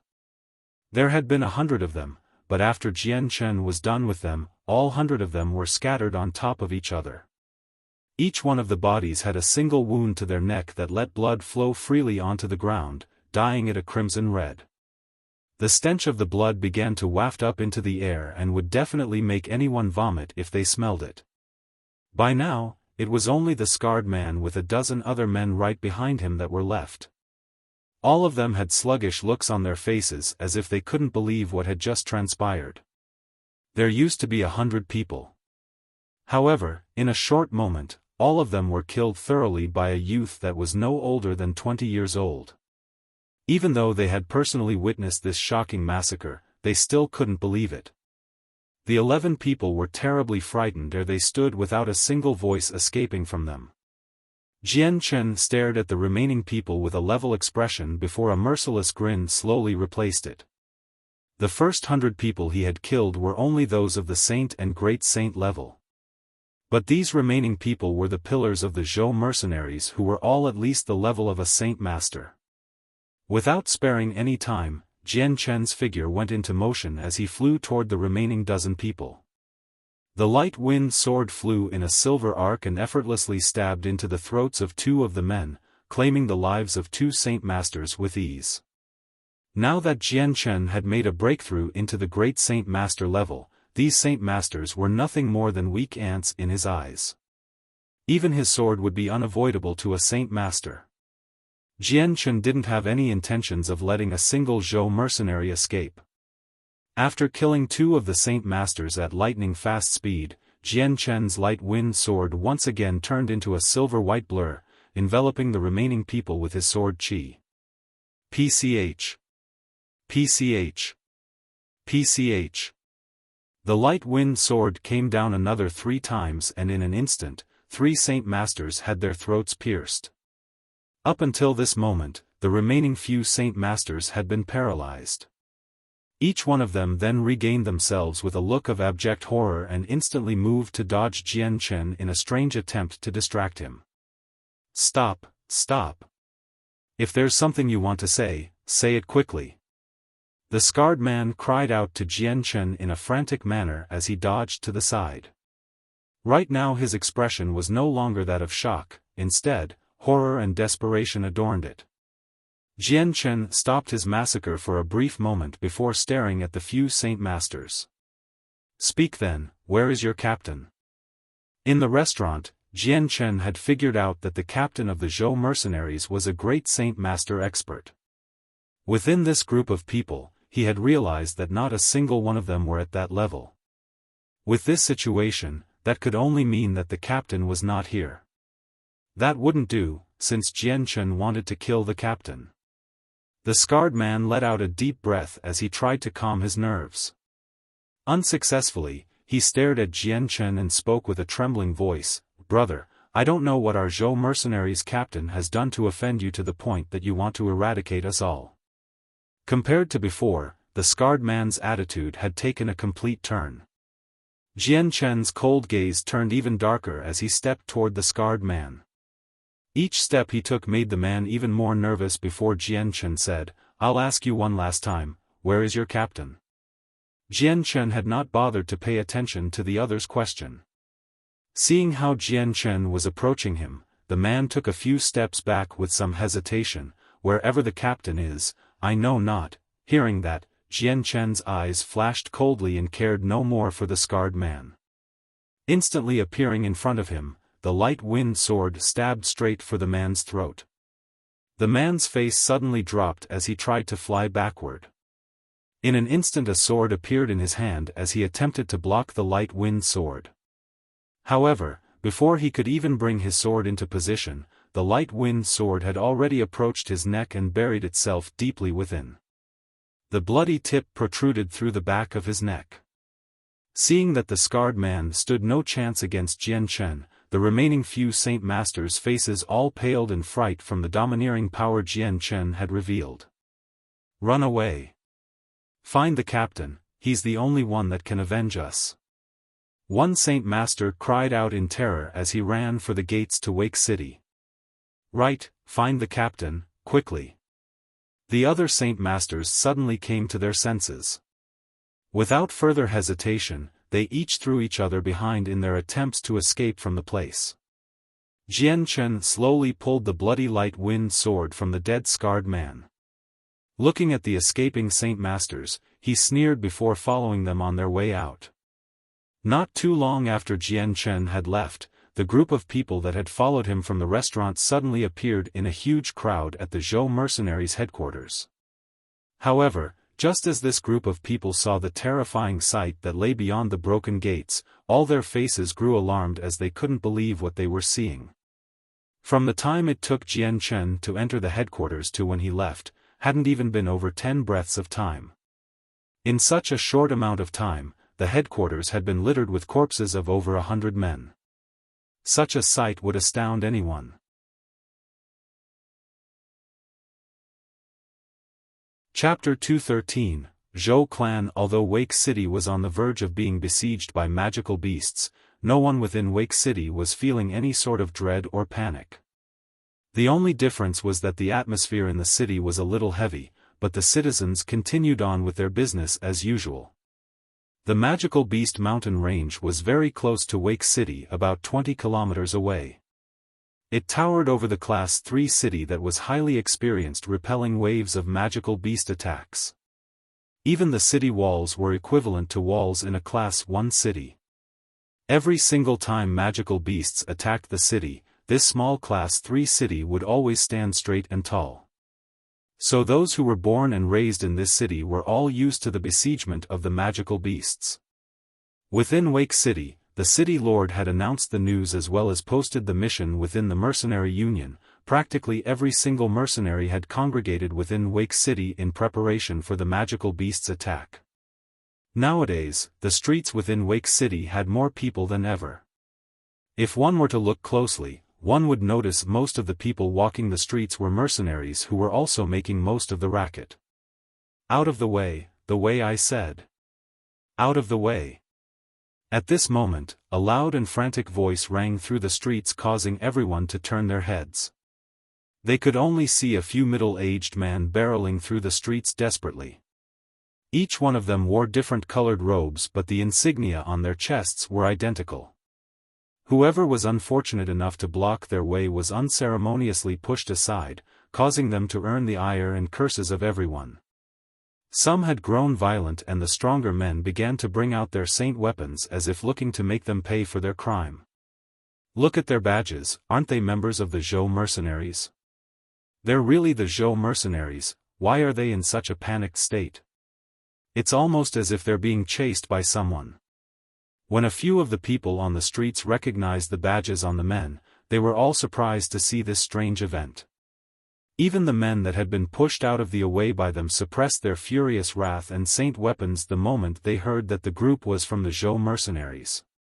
The captain of the Zhou mercenaries, Zhou Yun, was a great saint master. This type of matter was not a small one within Wake City. After all, Wake City was a Class 3 city. A great saint master was considered to be the apex of experts within the city. Now that the Zhou mercenaries had a great saint master within their ranks, their identity had skyrocketed to become one of the strongest groups in the city. Now, not many people would dare to offend the Zhou mercenaries. These Zhou mercenaries members ran through the streets at a fast pace until they finally disappeared within the crowd. On the road, they attracted the flabbergasted eyes of the nearby bystanders. As soon as the Zhou mercenaries disappeared within the crowd, a white light suddenly shot through the crowd and chased after the Zhou mercenaries members from behind. What's happening? Could the Zhou mercenaries have run into trouble? That can't be. Right now the Zhou mercenaries have a great Saint Master and also have the close support of the Zhou clan. Who could possibly be looking for trouble with the Zhou mercenaries? From this, everyone on the streets began to think up random conjecture as they shared every possibility with each other. The Zhou mercenaries continued with their mad and desperate dash for another 10 kilometers where they finally reached a grand-looking mansion with a large 4 meters tall and 6 meters wide gate. On top of the large gate, a wide board had the words, Zhou Clan, written in dazzling gold words.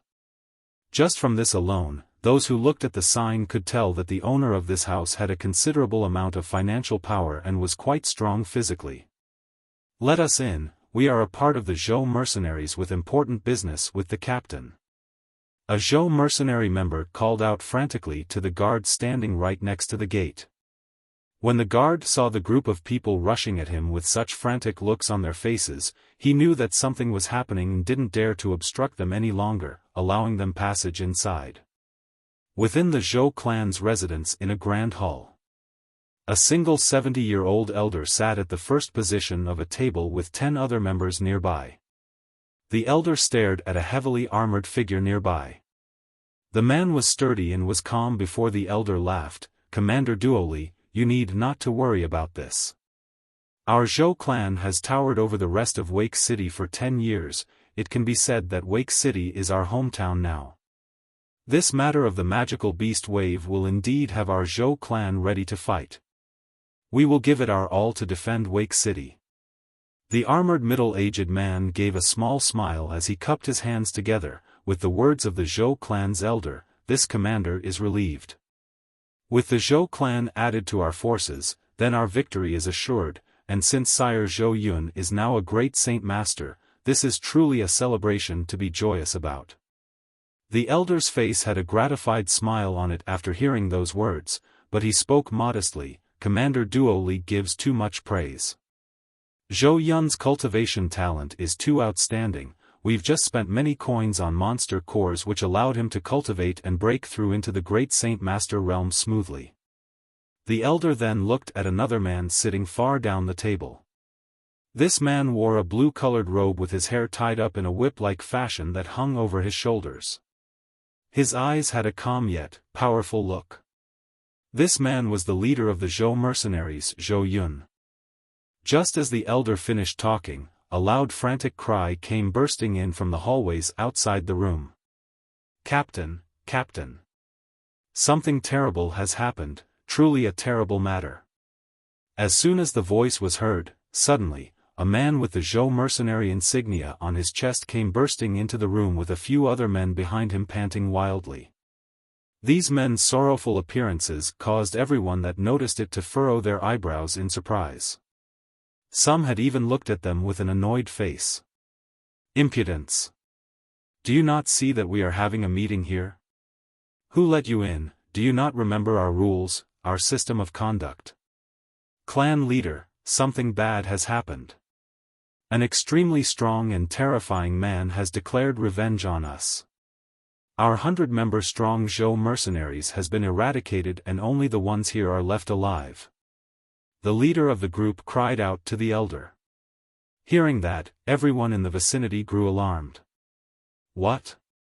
Did you just say that you are all that are left of the Zhou mercenaries? Zhou Yun spoke with a serious face. Immediately standing up, he strode on over to the man with a loud shout. Yes, Captain. It is only us that are alive. The mercenary shouted miserably with a small tremble to his voice. No one else? Zhou Yun's eyes instantly grew dark.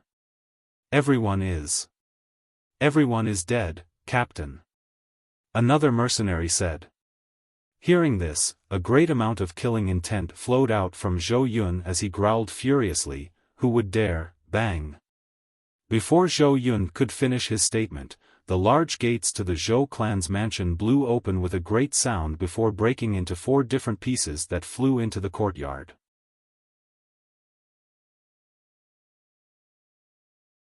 Chapter 214. The Zhou clan's brave rush. This large sound stunned everyone. However, they quickly regained their bearings and their expressions grew dark. No one present was a mediocre person and had a decent sense of hearing. Just from hearing the door break into pieces, they knew that a man had done it. Impudence. The clan leader of the Zhou mercenaries slammed his hand onto the armrest of his throne, causing a large splitting sound to ring through the room.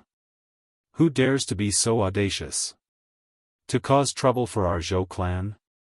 Everyone, with me. Let us go see who dares tread on this sacred ground.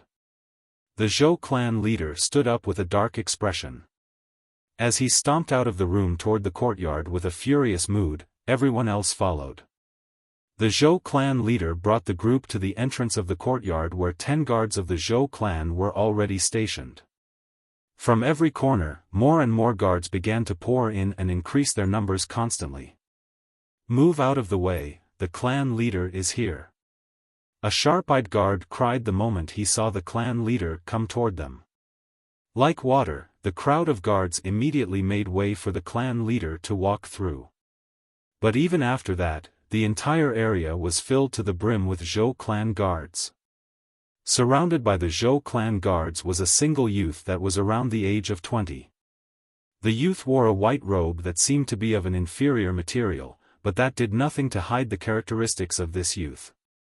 The youth was exceptionally handsome, and had pale skin that emphasized his facial features. Although his expression was neutral, there was a charm in his eyes that would make any female that saw it go crazy. The moment they saw this 20-year-old youth, the Zhou clan leader's glare flashed with a cold look as he spoke out, "Who are you to dare cause trouble for our Zhou clan? Do you think our Zhou clan is an easy target to bully?" Jian Chen returned the leader's stare with a calm one as he spoke to the elder, "And who are you?" "Humph."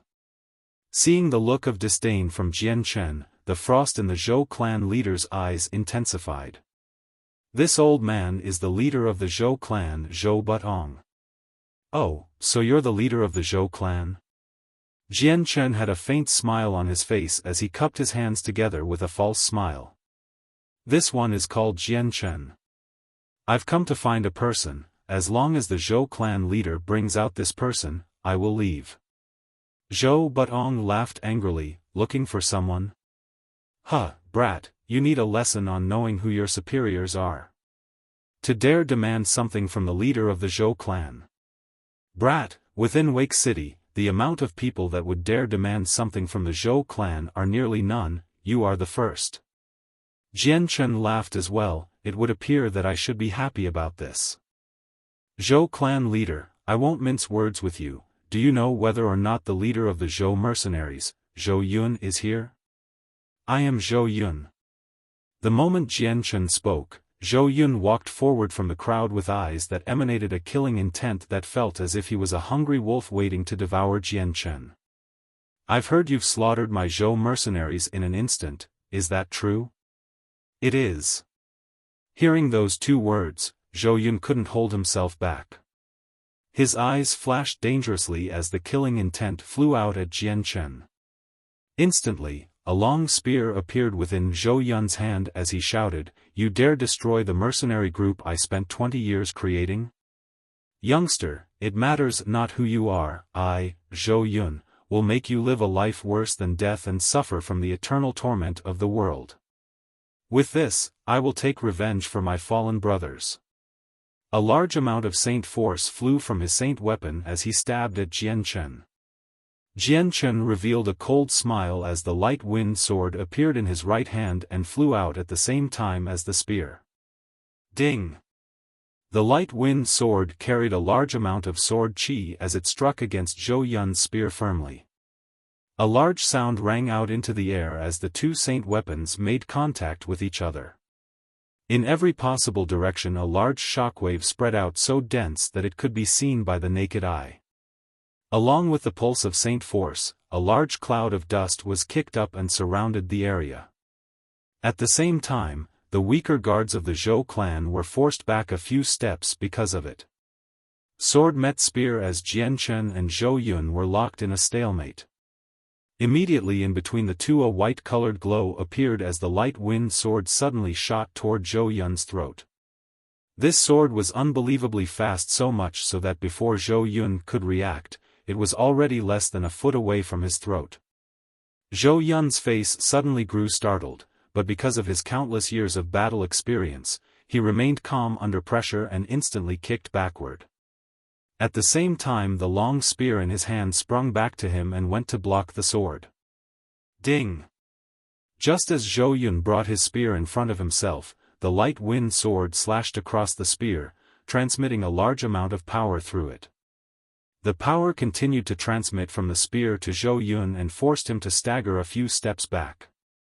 Although this wasn't a fatal attack, Zhou Yun's face was suddenly wet with perspiration as it went pale with shock. What a fast sword! It was so fast, I was almost too slow to dodge it. Even though Zhou Yun was a great Saint Master, it hadn't been a long time since he made that breakthrough. He was only a primary Great Saint Master, and compared to Jian Chen, Zhou Yun's strength was comparable to a peak Saint Master at most. Then, as Zhou Yun was pondering to himself and tried to stabilize his backward momentum, a white light suddenly flew at him with an even faster speed than the first one. In a split second, the light wind sword had reached the throat of Zhou Yun. This moment, Zhou Yun could only look at the sword in shock due to how fast the sword was, instantly realizing that he had no time to react. Suddenly, just as Zhou Yun resigned himself to death, a large broadsword flew out to come across Zhou Yun's body. At the same time, Zhou Yun could feel two elderly but powerful arms grab him around the shoulders and pull him away from his death. Ding! A screeching sound could be heard as the sword that was originally meant to pierce into Zhou Yun's throat stabbed against the horizontally flying sword. The owner of this sword had unexpectedly been the leader of the Zhou clan, Zhou Butong. However, the feeling that Zhou Butong was giving off felt as if he was a sword that had yet to be unsheathed. It was only after this moment that people felt that the sword was now being unveiled and was ready to strike.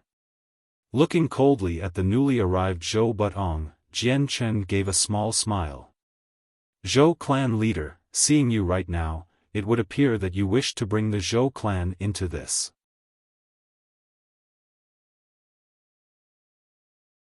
Chapter 215, Participation of the Zhou clan. At this moment, the Zhou clan leader Zhou Butong's face was exceptionally grim. Staring at Jian Chen with a gaze that had lost the original glare of disdain, he no longer thought Jian Chen was just a youth. Now, Zhou Butong thought him to be an opponent of an equal level and didn't dare to belittle him any longer. That was because of Jian Chen's first two strikes, allowing Zhou Butong to determine Jian Chen to be very strong. If he hadn't made a move, then his son Zhou Yun would have been killed. Furthermore, when he made a move to protect his son, he had moved at the fastest speed he could muster. Jian Chen's three sword strikes were something that he couldn't afford to underestimate, and the third strike had caused him to act out of necessity. Secretly, Zhou Butong had felt shock within his heart. Jian Chen couldn't have been any older than 20, but for such a young man he had such a disproportionate amount of strength. Due to his accumulated amount of experience over the years, he could guess that Jian Chen had no major person backing him up. Yet, he couldn't believe that a youth with no major power behind him would be able to have the strength of a great Saint Master. Zhou Butong stared evenly at Jian Chen. I don't know which clan my young friend here is a part of and what grievances you have with my son Zhou Yun, but perhaps this is a misunderstanding. Whether or not this is a misunderstanding, my heart already knows the truth. The past I will not speak of, but today I will definitely kill Zhou Yun. If your Zhou clan stays out of this, then naturally nothing will happen to you, but if your Zhou clan decides to take part, then I will eradicate it as well. Jian Chen's voice was calm on the surface, but there was a hint of a domineering tone to it. Yet, as the Zhou clan heard the words of Jian Chen, their expressions grew dark and the air around them began to fill with an impressive amount of killing intent. Even as the atmosphere grew tense, Jian Chen's attitude did not change at all from his cold demeanor. Zhou Budong's face grew darker as well, but nonetheless, he stared at Jian Chen and said, "You speak far too loud, my friend. I can admit, your strength is quite decent, but for you to try and eradicate the entirety of my Zhou clan? Humph, you truly think that my Zhou clan is like mud? Zhou clan leader, it would appear that Zhou Yun is someone you are determined to protect." Jian Chen's voice gradually grew colder as his eyes flashed with a biting cold killing intent. Zhou Butong readied his own sword. "If you wish to claim my son's life, then let's see your reason why." "Wait a moment." Just as the two sides readied to fight, a loud voice called out. Looking to the source of the voice, both Jian Chen and Zhou Butong realized that it belonged to a heavily armored middle-aged man. The armored man walked forward before stopping in between Jian Chen and Zhou Butong. With a small smile to Jian Chen, he said, "Fellow brother, could your grievances with the Zhou clan be resolved with a small talk?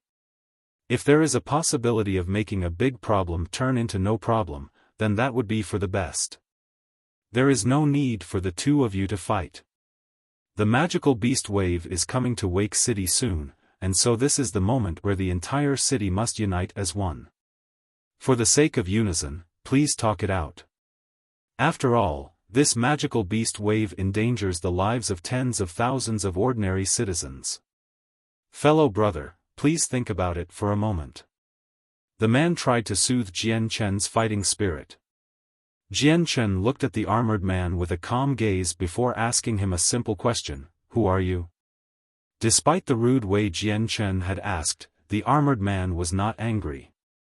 Instead, he gave a faint smile and said, "I am called Duo Li. I am the commander of Wake City's defensive soldiers and the one in charge of them." "So you are Commander Duo Li. Commander Duo Li, please step back. This is a matter between me and them and I do not wish to involve you." Jian Chen replied. Commander Duo Li let out a breath of air. "Brother, these are not peaceful times, could you not sit down and talk this out?" Jian Chen shook his head calmly. "There is nothing to talk about, Commander Duo Li, please step back." "Commander Duo Li, this isn't something you should get involved in. This ignorant youth wants to destroy my Zhou clan, then I will let him know the true power of my Zhou clan. Furthermore, the mercenary group my son has shed blood and tears for has been destroyed by this youth. Speak, do you truly think there is room for discussion still?" Zhou Butong spoke as he looked at Jian Chen with the urge to kill. "Arrogant child, let me test you for myself." Suddenly, Zhou Budong's figure flew toward Jian Chen with his sword bursting with saint force ready to split open Jian Chen as it flew down toward his head. Jian Chen's gaze frosted over as his light wind sword flew out to block the sword. Seeing that the situation had blown out of control, Commander Duo Li narrowed his eyes and muttered to himself, "Wake City is on the verge of being besieged by a magical beast wave, and although this youth is very young, his strength is at the great Saint Master level. With a strength like this, it is absolutely crucial that these two sides aren't harmed. If I want to resolve the grudge between these two, I need the city lord." With that, Commander Duo Li didn't hesitate any more and left the area headed toward the city lord's manor in a desperate rush. While he ran, Jian Chen was left within the Zhou clan's courtyard to fight against the entire Zhou clan. Zhou Butong was a great Saint Master who had reached the peak level 20 years ago. The distance left before reaching Earth Saint Master level was merely a step. It was only because of the danger in making the breakthrough to Earth Saint Master that caused him to stay at the Great Saint Master level. So for the past 20 years, he remained at the peak Great Saint Master level and refined his strength. The light wind sword in Jian Chen's hand danced in the air as it flew at Zhou Butong. Its movements flowed into each other, stroke by stroke, causing Zhou Butong to be shocked by Jian Chen's impeccable sword technique. He had to completely devoted himself to his fighting and used the full extent of the power of a great Saint Master. Despite that, he was still having trouble defending against Jian Chen, who seemed to be on an equal level to him. However, while Jian Chen continued to stab at Zhou Butong's sword, he had also begun to take away the lives of the Zhou clan guards one by one.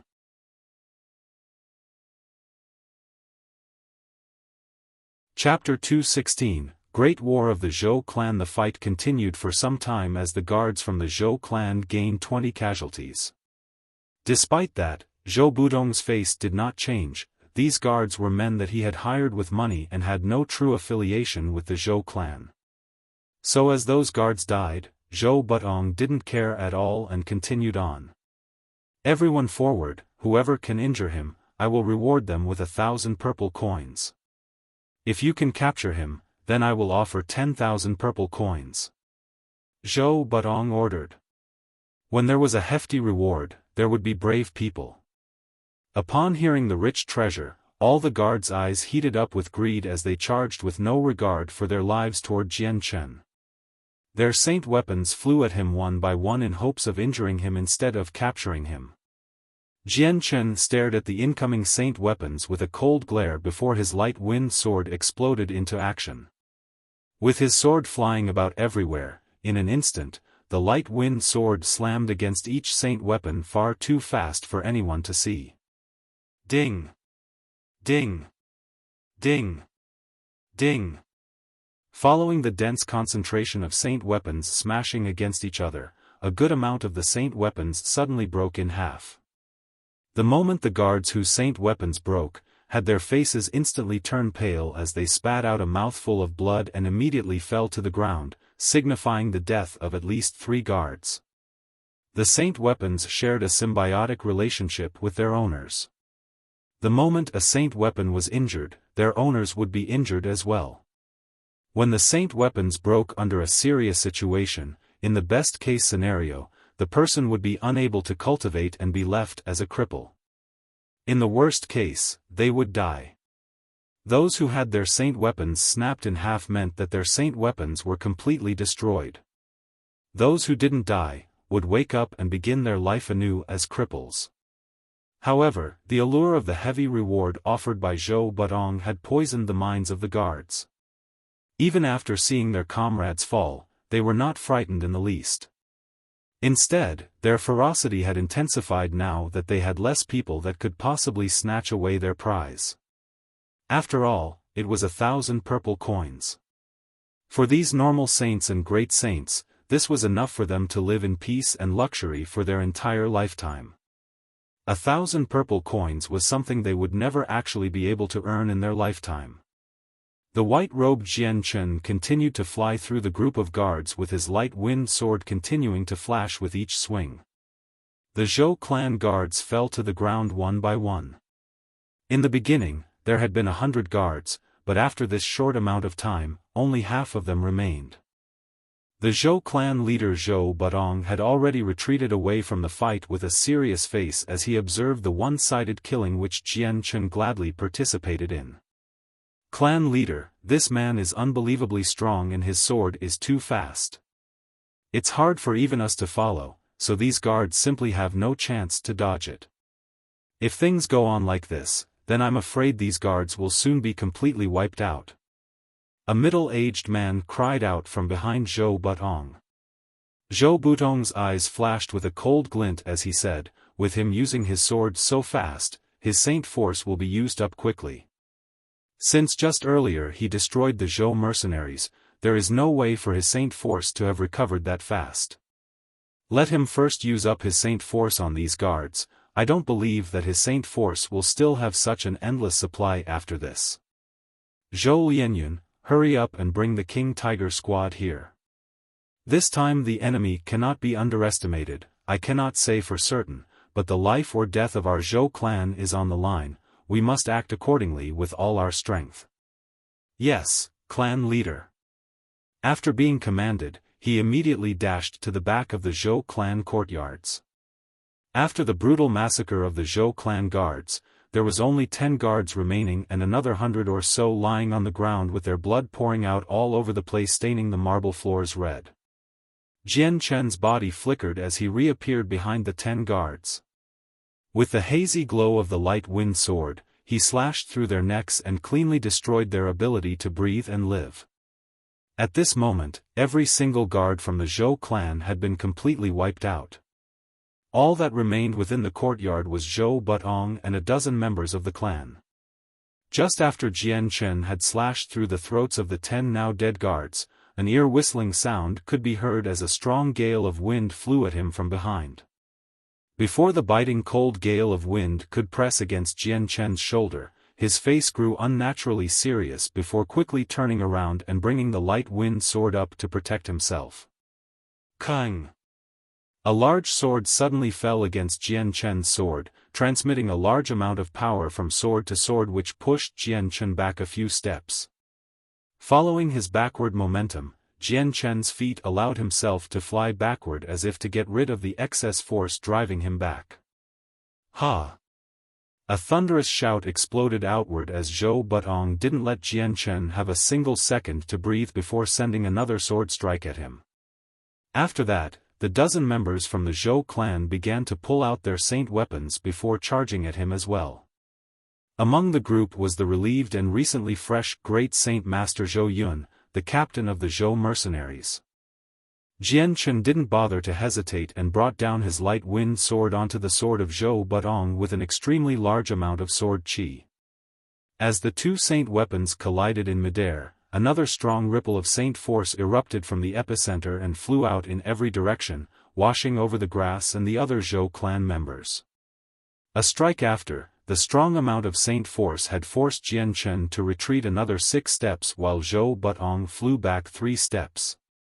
Before waiting for Jian Chen to stabilize himself, the dozen Zhou clan members rushed at him with powerful saint force erupting from their saint weapons ready to slash at Jian Chen. Zhou Yun himself dashed behind Jian Chen and with his long spear acting almost as if it was a serpent, striking toward him.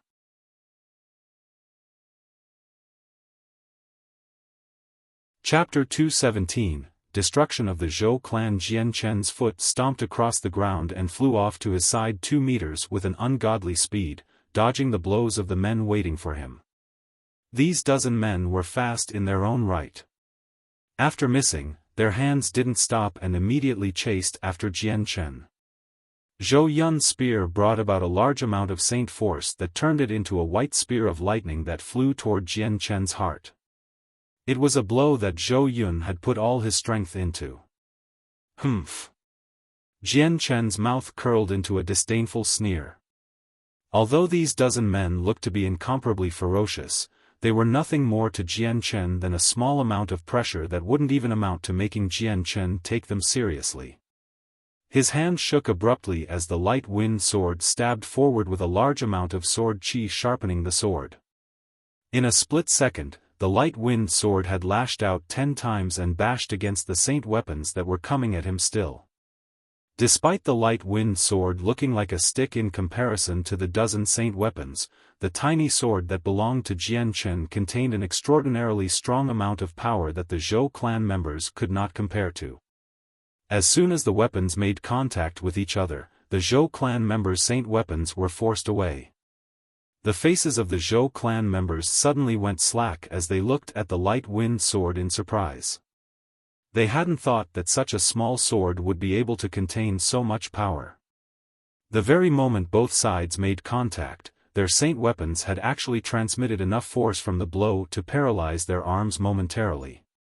Even as the men were in their shocked states, a white glow surrounded the light wind sword as it flew at an unbelievably fast speed before streaking across the necks of the Zhou clan members before they could even react. The dozen Zhou clan members immediately went rigid as their necks suddenly sprayed blood from their wounds. The amount of blood that poured out of their necks had then become a fountain that took away the very life that sustained their bodies. Among the group, aside from the great Saint Master Zhou Yun who had narrowly escaped death, the other dozen members had their throats slashed apart by Jian Chen's light wind sword. A single strike had killed a dozen men. Jian Chen didn't cease his actions there. With another flicker of his body, he immediately leaped at Zhou Yun to strike. Seeing Jian Chen come rushing at him, Zhou Yun immediately went pale with fright. After exchanging blows with Jian Chen once, he already understood that he wasn't an opponent that could fight Jian Chen and would be unable to survive against him for long. Zhou Yun simply wasn't a match for Jian Chen alone, and so he immediately exploded backward in an attempt to retreat. "Brat, Zhou Butong will definitely make sure you won't leave here alive." Another shout exploded toward Jian Chen as the wrathful Zhou Butong immediately flew in from the side in order to protect the escaping Zhou Yun. Right now, Zhou Butong's eyes were crimson with anger. The previous dozen Zhou clan members who had died were important members of the Zhou clan and served as the backbone of it. To the Zhou clan, they were what supported the clan, and each one had the strength of a saint master at the least. Each one of them had a mind full of business and practically controlled the Zhou clan in its financial affairs. Now that the pillars of the Zhou clan had been killed, this was a disastrous loss for the Zhou clan. Jian Chen snorted. "Your Zhou clan had the chance to not get involved, but you insisted so much on being a part of this. The Zhou clan are all but gone now. If you wish to kill me, you simply have no chance now." With that, Jian Chen didn't wait a second longer and immediately brought down the light wind sword to strike at Zhou Butong. At that moment, a group of heavily armored men suddenly burst into the Zhou clan courtyards.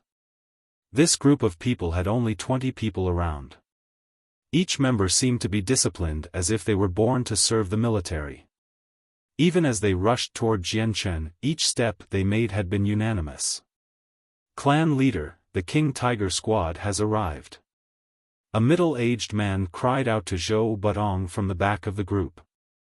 Hearing that, Zhou Butong's eyes shook as he fiercely stabbed at Jian Chen once more with his great sword before looking at the group of 20, "King Tiger squad, hear me. I want you to kill this brat immediately." The King Tiger squad was the result of 30 years' worth of training and expenses from the Zhou clan.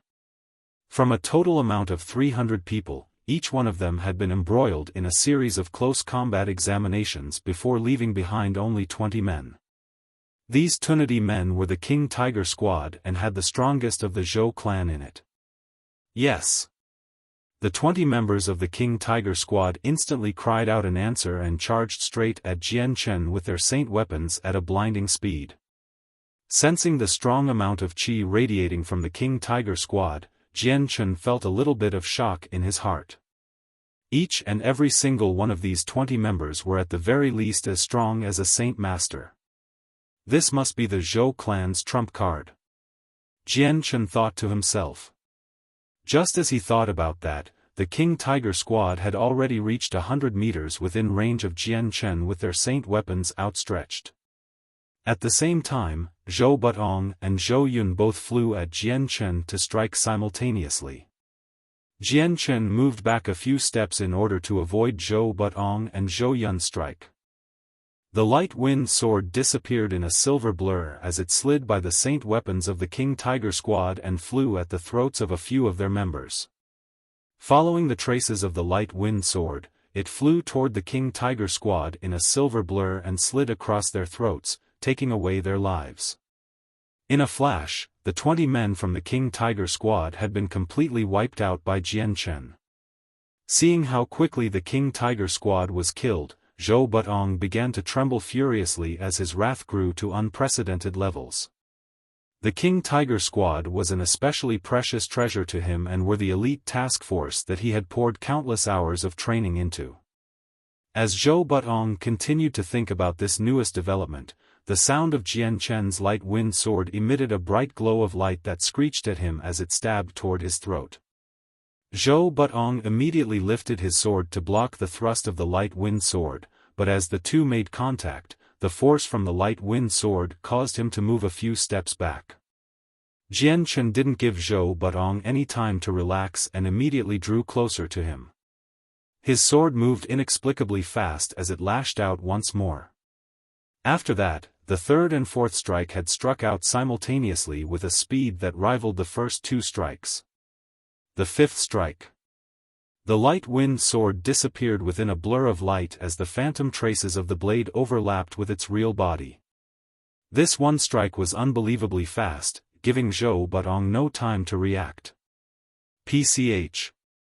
Zhou Butong's eyes could only widen as the light wind sword surpassed what he could react against and pierced through his throat.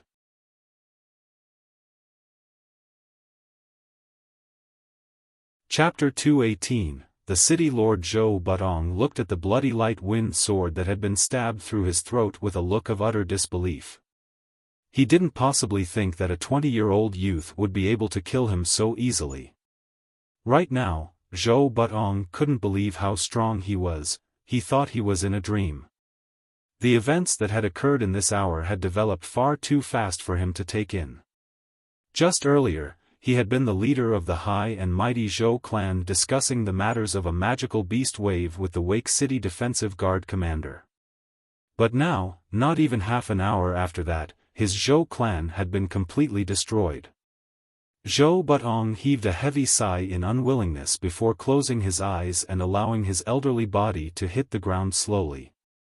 Jian Chen stared at Zhou Butong's fall to the ground coldly without any emotion. Thanks to the memories of his previous incarnation, his determination had been rather resolute. Even if he were to massacre many people, he wouldn't be affected too much. Slowly, the light wind sword was pulled out from Zhou Butong's neck as Jian Chen turned to look for Zhou Yun. However, his face darkened as he looked at the bodies that littered the floors of the courtyard. Yet Zhou Yun was nowhere to be found. At this, Jian Chen's eyes narrowed, so he ran away. As he spoke, Jian Chen looked at the dead bodies on the floor before finally looking at the space belt on Zhou Butong's waist. With 2 steps forward, Jian Chen had grabbed at the space belt. Zhou Butong was the leader of a clan after all. The items within his possession would surely be expensive. Just outside the corner of Jian Chen's eye, he noticed a single thread on Zhou Butong's neck. Hidden by the blood and cloth of Zhou Butong, Jian Chen had then finally found the secret the corpse was hiding. This hidden string was almost invisible to the naked eye. It had only been revealed after the blood dyed the string a shiny red, allowing Jian Chen to discover it. Jian Chen slowly parted the cloth away from Zhou Butong's bloody neck to reveal a ring tied to a piece of string that led down to his stomach. The moment Jian Chen found the space ring, his eyes began to sparkle as he cried out in surprise, "This is a space ring." There was a large amount of happiness in his voice. This space ring had been personally hidden and worn by Zhou Butong. With such a secret, there would definitely be a hidden treasure within this. Pulling at the hidden space ring away from Zhou Butong's neck, Jian Chen was exceptionally happy. Although he hadn't yet looked at the items within, he stored it within his own space ring. He didn't have time to look at it for now, so he immediately rushed out of the courtyards. The moment Jian Chen had exited the courtyards, he immediately heard the sound of voices of a few men who had heard the fight take place in the courtyards. Everyone's faces were full of shock as they looked at the Zhou courtyard. Their unwavering gazes stared at the horrifying view, as if they couldn't believe what had just happened. The Zhou clan had been completely destroyed in an instant. "Out of the way, out of the way. Everyone get out of the way." At this moment, an extremely loud sound cried out from behind the group. The dense group of people standing near the Zhou clan courtyards immediately saw a group of heavily armored men with weapons who were running straight through them. Isn't that the city lord of Wake City? I didn't think he would come here as well. From the midst of everyone, a group of heavily armored men walked forward. One man in particular wearing a black robe stood tall. His eyes shined with a purpose as sharp as his sword. From the perspective of a regular person, the man's skin resembled that of copper, and combined with his stature, the man looked rather intimidating. This was the city lord of Wake City, Yun Li. Under the protection of the city guards, the city lord of Wake City, Yun Li, continued to walk into the Zhou clan courtyards. Stepping through the gates, he could only see the large amount of bodies littered about. Yun Li walked forward a few more steps before coming to a stop as he looked at the corpses with a heavy expression. Finally, his eyes landed upon the dead body of Zhou Butong before his face became like stone. "AI. Yunli cried out as he closed his eyes sadly. Standing right next to him was the commander of Wake City's defensive guards, Duoli. Sighing, Duoli couldn't believe what he was seeing before speaking out with a dejected tone, "Lord, we came a moment too late." At this, Yunli once more opened his eyes as he stared at the multiple bodies strewn across the ground. Finally suppressing the sadness within his heart, he only then realized that every single man had a wound on their throats. It was only just that one wound, and Zhou Budong was no exception either. Duoli, the one that came here to declare revenge on the Zhou clan, was a single 20-year-old youth, correct? Yunli stared at Commander Duoli with a cold face. "Yes, my lord." From his appearances, his age was estimated to be around 20 years old, an exceptionally young face. Duoli spoke out frantically. Hearing this, Yunli went silent as he began to think. So the Zhou clan has been destroyed. This has weakened our defensive troops for the magical beast wave by a large amount, yet with this young expert in our Wake City, if we can rope him in, we will be able to defend ourselves against the magical beasts with ease. The Lord is quite wise, your subordinate here thought of the same thing. Duoli spoke out with a serious expression. Come, he hasn't gone too far yet. Let us chase after him. Yunli began to walk even faster as he led Duoli and the group of guards out of the courtyard. Afterward, Yunli began to chase after the bloody footprints Jian Chen had left behind. Jian Chen slowly walked through the streets with furrowed eyebrows as he thought to himself. He had no idea how he would find Uncle Kendall's family. Wake City wasn't too small, but there was still a few 100,000 people. Just finding 2 people within a population like that was no simple task. Plus, right now Jian Chen couldn't even guarantee that Uncle Kendall's family was still living in Wake City or if they had moved out of the city. To try and find the family would be like finding a needle in a haystack. Uncle Kendall, don't worry. No matter what, I will find your family and take care of them. I will definitely let them live happily for their entire lives. Jian Chen muttered to himself. However, before he could fully commit himself to finding Kendall's family, he first had to deal with the Tianxiong clan. In the beginning, Jian Chen had been forced to run away from Wake City thanks to the Tianxiong clan. This grudge he had for them could be said to be extremely deep and was unforgettable. He also knew that because he had killed Tianxiong Lai's son, Tianxiong Kong, their grudge against him was equally deep. This had gone far beyond what could be solved with words. One side would have to be wiped out. If he didn't deal with the Tianxiong clan, then Jian Chen wouldn't dare to try to find news about Uncle Kendall's family. Otherwise, in case the Tianxiong clan found out there was a connection between him and Kendall's family, then they would try to place him in a trap that would be inescapable and unavoidable.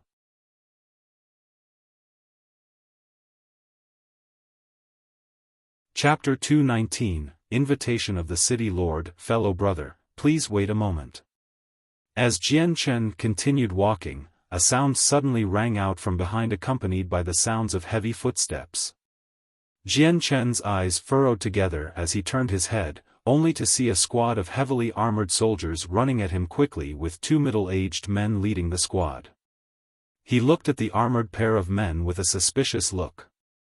Although he realized one of them was the man he saw not too long ago, the commander of Wake City's defensive troops, Duoli. Seeing these troops from Wake City approach him, Jian Chen couldn't help but feel suspicious. He had no idea if these men were here for the sole purpose of capturing him for his eradication of the Zhou clan. Yet while Jian Chen didn't fear these men, he wanted to find Uncle Kendall's family within Wake City. It was for this reason that he wasn't yet willing to fight with the local ruler of Wake City. Fellow brother, please wait. Seeing Jian Chen slow down, Duoli called out to him once more as he urged his group to go faster. Jian Chen looked at Duoli and his group of men next to him before asking Duoli, Commander Duoli, is there a problem? Commander Duoli revealed a cordial smile as he gave a salute to Jian Chen.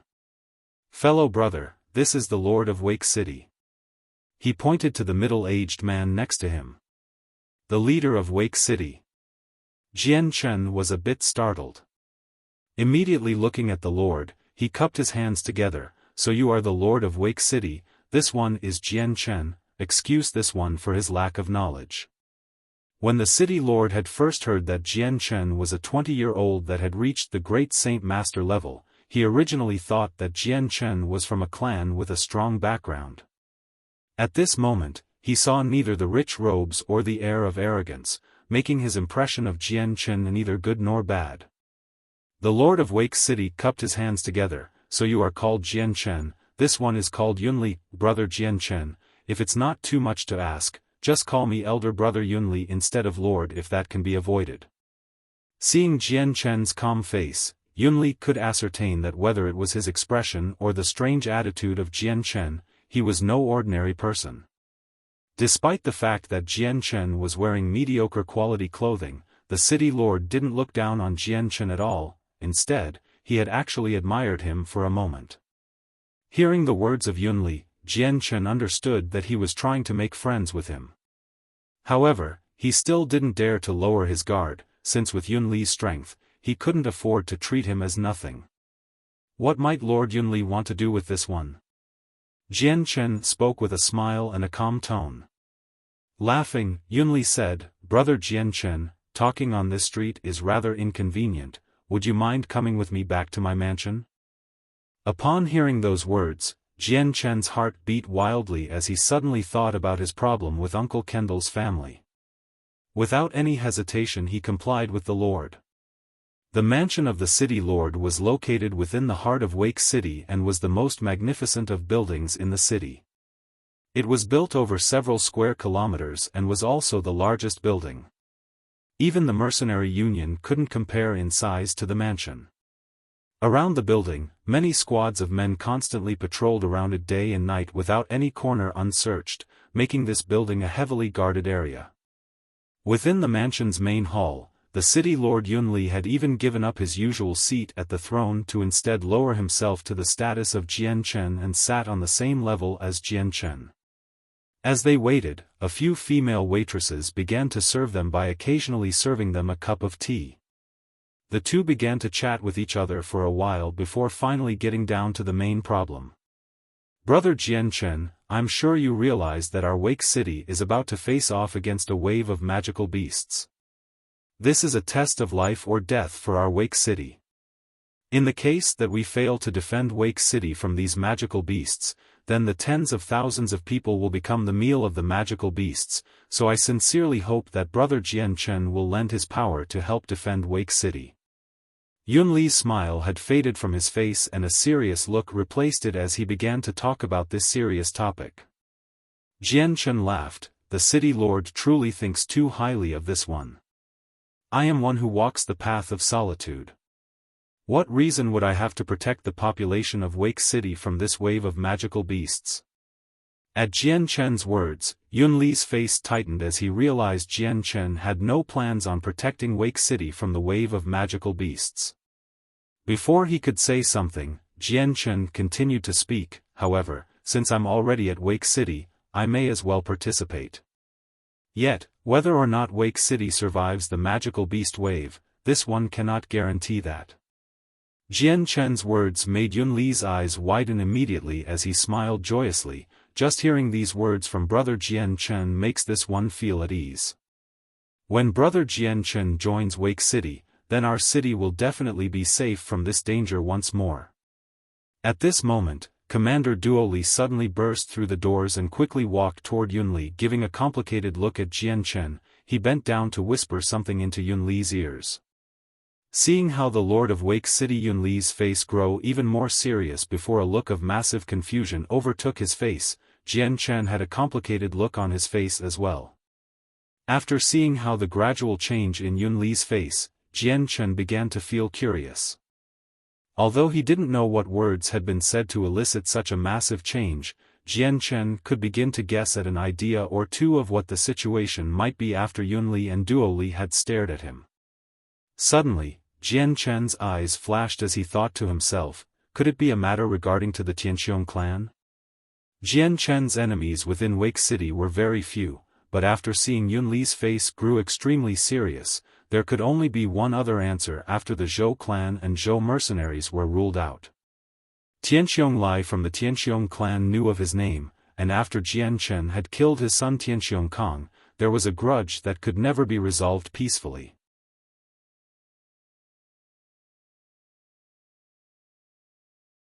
Chapter 220, Destruction of the Tianxiong Clan. 1. Yun Li's face began to darken as Duo Li continued to speak into his ear non-stop with an even grimmer expression.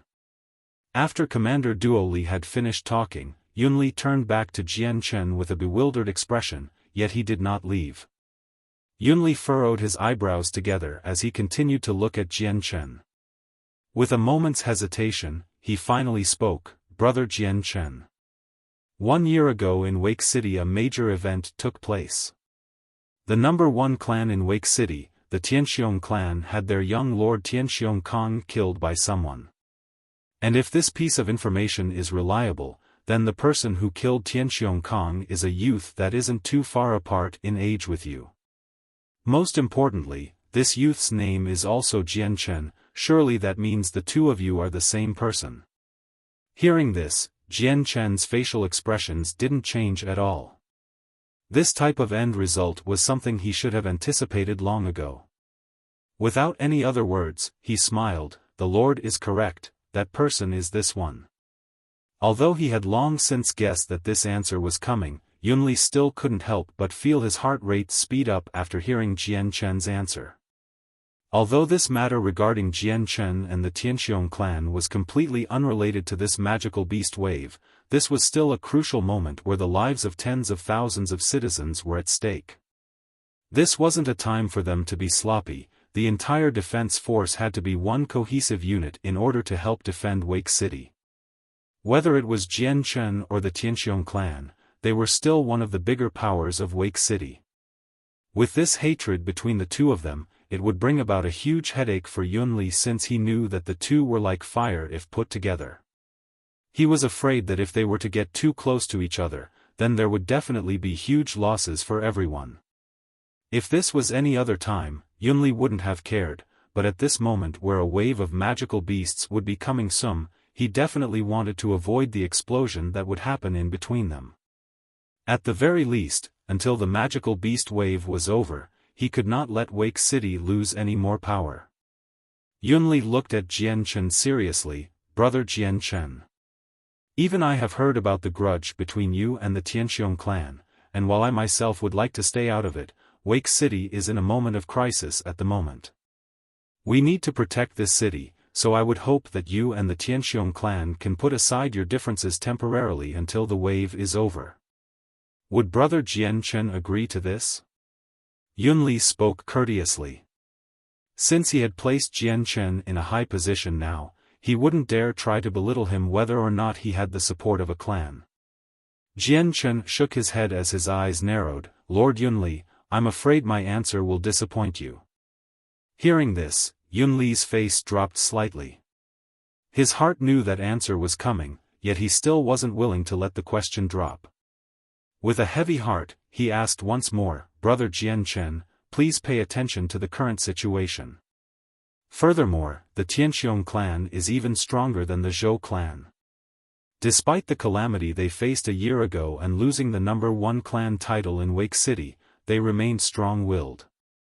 No matter how much they lost, the Tianxiong clan still is one of the strongest clans and are not to be belittled." Jian Chen's heart shook for a moment after listening to Yun Li, "Lord Yun Li. Aside from Tianxiong Lai, what other experts does the Tianxiong clan have?" Yun Li hesitated for a moment before saying, "Aside from Tianxiong Lai, there is another middle great Saint Master expert who is the younger brother of Tianxiong Lai. His name is Tianxiong Daoyun. Other than that, Tianxiong Lai has a few connections with some of the captains of the stronger mercenary groups. If they were to unite, then their power would be extraordinarily terrifying." After finding out this piece of information, Jian Chen's face still didn't make a change in expression. He simply had the same reaction as before while he sipped his cup of tea. Seeing how calm Jian Chen was as if he didn't care at all for the Tianxiong clan, Yun Li's inner thoughts were finally decided. He was afraid that Jian Chen had an extremely strong background supporting him, but that couldn't be said for sure. He wasn't even sure if a high-leveled expert was protecting him either. Yunli was a meticulous person. The moment he saw that Jian Chen didn't have any plans of letting the Tianqiong clan go, he didn't plan on trying to convince Jian Chen anymore. To him now, Jian Chen was worth far more than the Tianqiong clan was. Even if Jian Chen had no background to support him, for a youth like him to be able to kill a great saint master, this was a talent that transcended the heavens. With some time, his achievements throughout the Tianyuan continent would be known to all. After Jian Chen left the mansion, the sky had already turned dark. While he was still in the mansion, Jian Chen didn't ask about Uncle Kendall's family. In his opinion, that matter would be best done when the matter between him and the Tianqiong clan was finished. This was the best and safest way to find out about Kendall's family. The day was already all but gone, and Jian Chen had already fought in 2 different battles. This had led to a huge decrease in his energy, so now was not the time Jian Chen wanted to fight against the Tianqiong clan. Instead, he began to look for a restaurant and inn to stay for the night. Time quickly flew by as morning came. Jian Chen opened his eyes from his sitting cultivation position. All of the energy he had used up yesterday had been completely recovered, making him able to operate at his peak condition once more. After Jian Chen left the inn, he listened to the random discussions of the people outside regarding the total annihilation of both the Zhou mercenaries and Zhou clan. The Zhou clan and Zhou mercenaries had very strong reputations within Wake City, but for them to both be exterminated in such a short amount of time, this news had quickly spread throughout the city like wildfire. No matter if it was a small or large street, every person was talking about it. At the same time, every single major power within Wake City had immediately set out to scout for information the moment they heard about this. The Tianqiong clan used to be the #1 power in Wake City, and their might was known to everyone. No matter where he went, Jian Chen would be able to hear about the Tianqiong clan.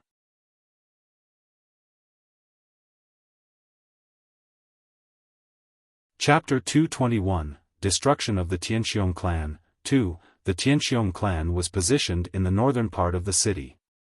Just past the large halls of the Tianqiong courtyards, the Tianqiong clan's leader Tianqiong Lai sat upon his throne with 2 people by his side. Both of them were young, but their presence was unusual and their eyes flickered with an unusual light, making others feel that these 2 were not like common people. A year ago, even though the Tianqiong clan had suffered a tremendous loss from Jian Chen and were no longer the #1 clan in the eyes of Wake City, everyone still understood that the Tianqiong clan's peak experts had not weakened at all. In terms of martial prowess, they still maintained the spot of the #1 clan. The main reason was because of Tianqiong Lai. Although he had stopped at the middle Great Saint Master level, he had an Earth-attributed Saint force which granted him superiority over others. Even those at the peak Great Saint Master level wouldn't be able to contend against Tianqiong Lai. However, in terms of controlling Wake City, the Tianqiong clan was no longer in power like it used to be. That was because Tianqiong Kang's death had brought a great amount of pain to Tianqiong Lai.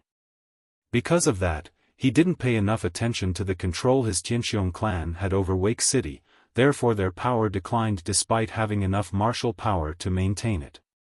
Tianqiong Lai himself had changed drastically during this year as well.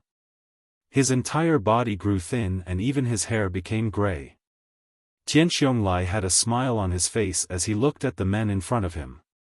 There was a lively look to their faces, and if anyone were to recognize them, they would be so surprised that their jaws would drop.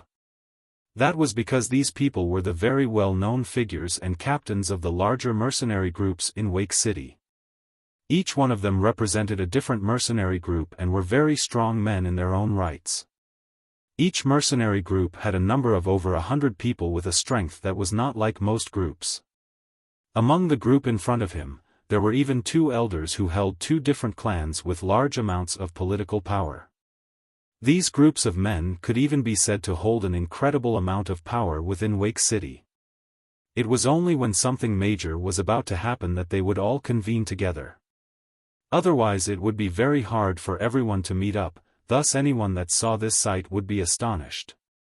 Fellow brothers, I've invited everyone here today for their assistance in helping me kill a person.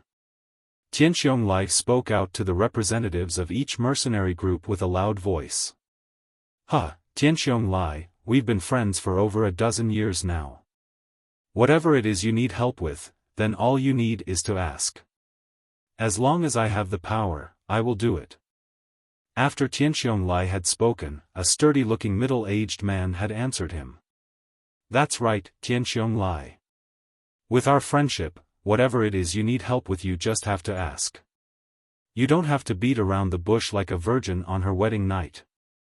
Spoke a dark-tanned man. He wore short pants, revealing bulges of muscle on his legs.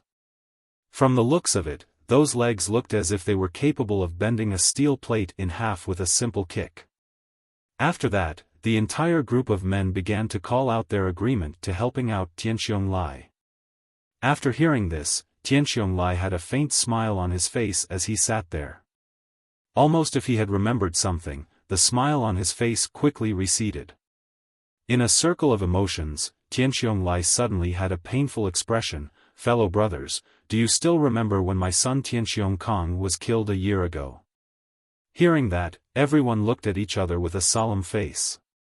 However, no one spoke out. It was as if they were waiting for Tianqiong Lai to say something. Tianqiong Lai continued to speak. A year ago, a single youth entered Wake City and murdered my son Tianqiong Kong. Not only that, but he dealt a serious blow to my Tianqiong clan, and despite me personally chasing after him, it was to no avail due to his cunningness. Using the terrain of the magical beast mountain range to ambush and kill the experts of my Tianqiong clan, in the end, he finally escaped from my grasp.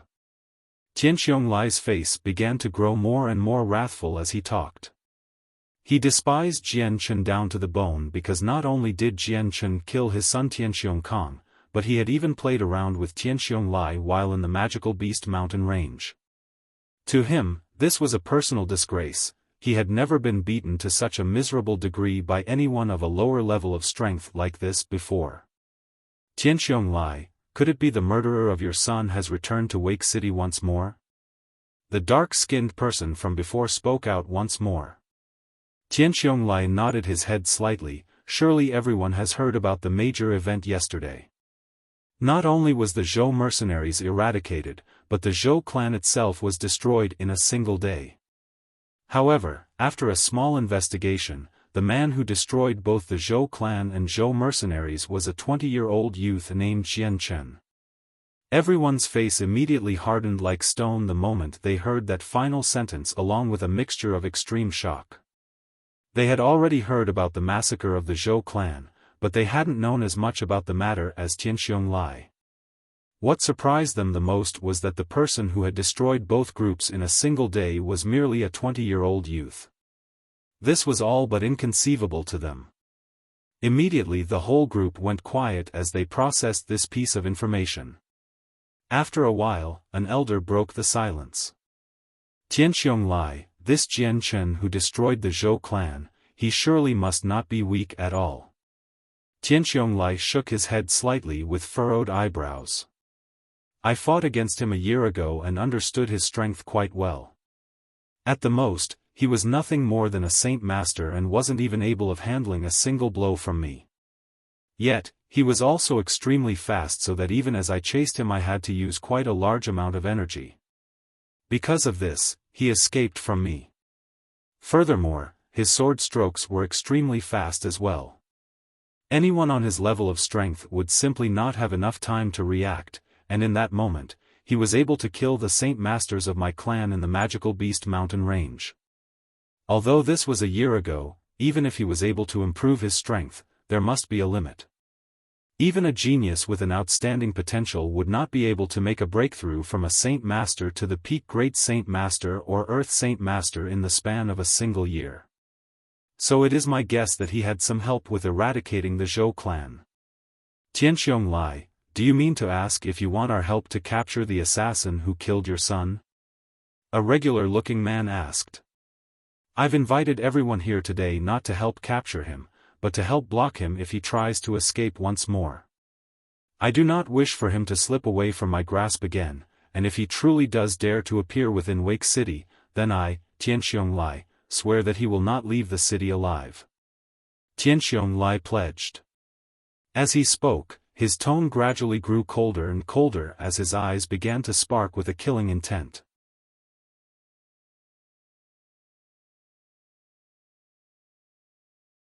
Chapter 222, Destruction of the Tianxiong Clan, 3. While the group of people within the hall conversed with each other, a 20-year-old youth wearing a white robe walked to the Tianxiong clan's gates. He was rather handsome with a face that could only be described as perfect. Adding his natural charm to his personality, he could definitely not be considered someone of normal status. This youth was Jian Chen. Seeing the main halls, Jian Chen's eyes sparked with a huge desire to kill. The memory of when he had first been chased by Tianxiong Lai out of Wake City was still quite clear in his mind. Jian Chen was normally not a man who would thought narrow-mindedly, but against the Tianxiong clan, he would not let them go. Return kindness with kindness and return animosity with animosity. If there was a trickle of kindness, return it with a gushing spring of kindness. If the hatred was carved deep within the bones, then return the favor 100 times back. This was the personal motto that Jian Chen had carried with him from his time as a hermit in his past world. Even today, Jian Chen had not changed his style of thought. The courtyard of the Tianxiong clan was rather simple with gates that were tall and remained open without a problem. Upon looking in, one could see 8 sturdy and resilient men who would return the stares with a bright eye. Jian Chen slowed down his pace as he calmly walked toward the open courtyard as if he was taking a walk. In fact, just looking at him would seem as if he hadn't a single amount of hostility. The 8 guards at the gates realized Jian Chen was coming toward them, so the moment he approached, 2 men blocked the path and called out to him. "Halt! What matters might you have here?" Staring at the 2 men in front of him, Jian Chen finally revealed a cold smile. "I've come to kill you all." The guards all stared blankly at him as they processed his answer. While thinking about what he had just said with a loosened guard, there was suddenly a bright flash of light as Jian Chen's light wind sword suddenly struck out at the guards. Immediately, the tip of the sword had pierced through each one of their throats. Jian Chen's attack had been too sudden, and for these guards who only possessed the strength of a great saint, they weren't even able to pull out their saint weapons. So in a blink of an eye, these 8 guards were killed without trouble. After killing these people, Jian Chen continued forward past the threshold into the courtyards where a group of members were at. "Who are you? Stop right there." The moment Jian Chen entered the courtyard, a large explosion of sounds rang out around him as the shadows of 2 men suddenly flew at Jian Chen from not too far away. Jian Chen laughed to himself. It is no wonder the Tianxiong clan used to be the #1 clan. Who would have thought that right next to the courtyard gates there would be 2 Saint Masters waiting to ambush someone?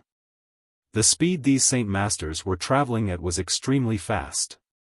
In the moment Jian Chen was thinking to himself, they had already arrived at Jian Chen's side and brought out their swords in preparation to fight against him.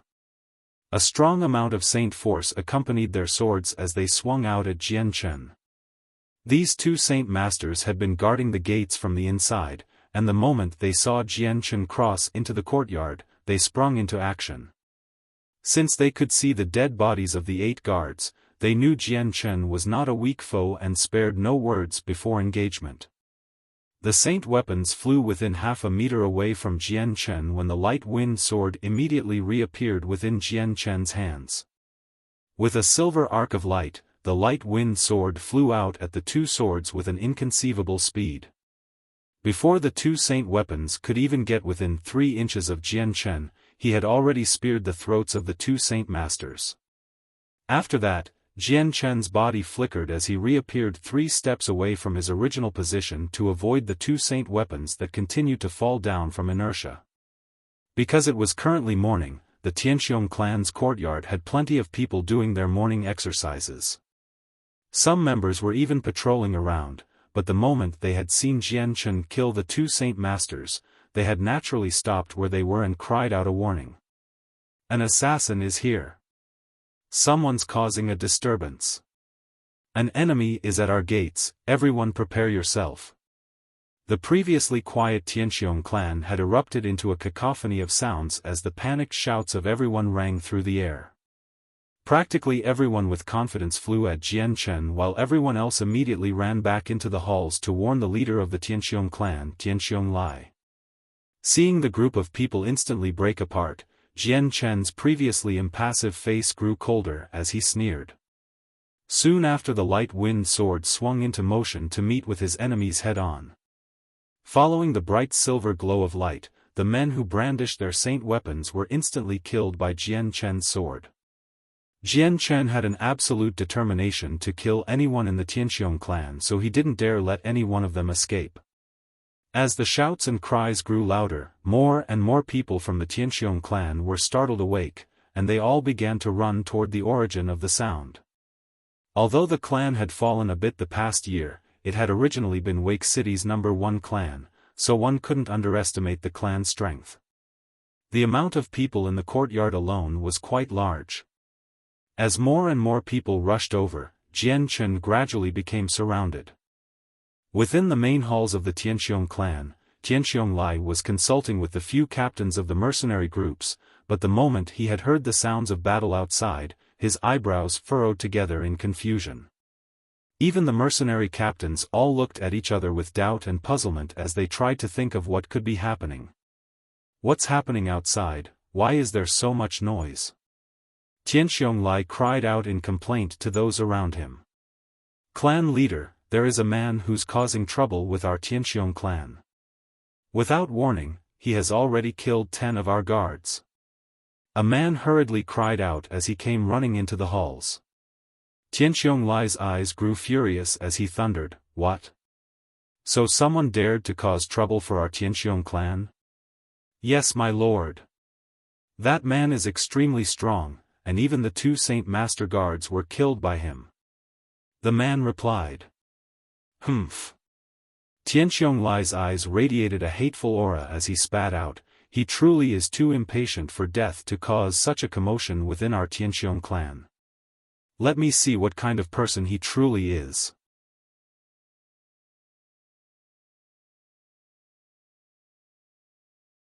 Chapter 223, Destruction of the Tianqiong clan. 4. As the cries of battle and death rang out in the courtyard, practically over 100 people had already gathered there and blockaded the area so tight that even water wouldn't be able to get through.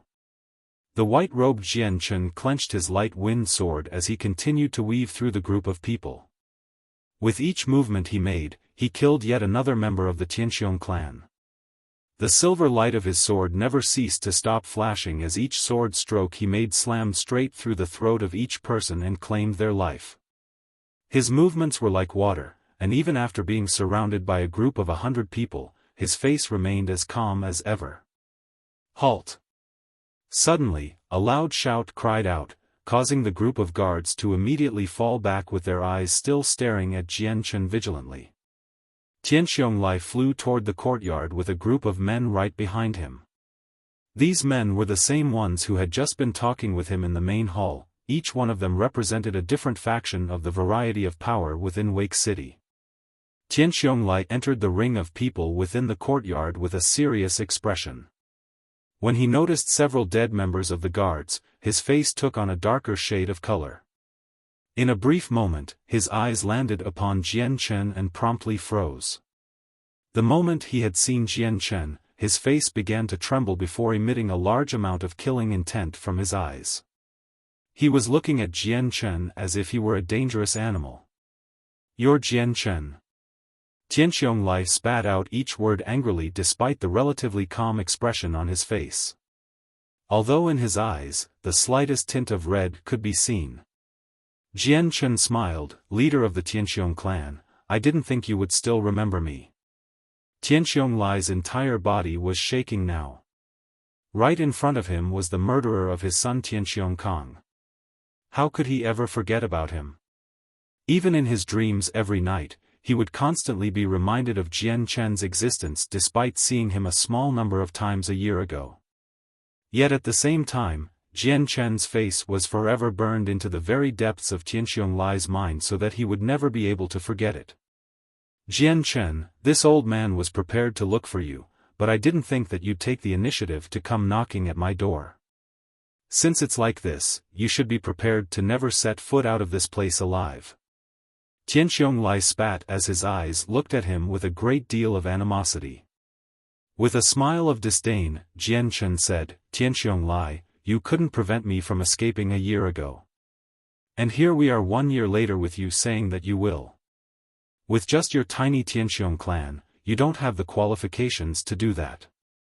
Tianxiong Lai's eyes flashed dangerously at that. When the Saint Master leveled Jian Chen had escaped from him after all he had caused, it had left an unwashable stain on his honor. However, what Tianxiong Lai didn't know was that at the time, Jian Chen was merely a peak-level great saint with a good amount of distance from the Saint Master realm. Brat, today I will see just how much you've changed since a year ago. Guards, block off his escape routes. A yellow glow began to flow down Tianxiong Lai's arm as he quickly grasped the newly formed battle axe and flew quickly toward Jian Chen to fight. Ha!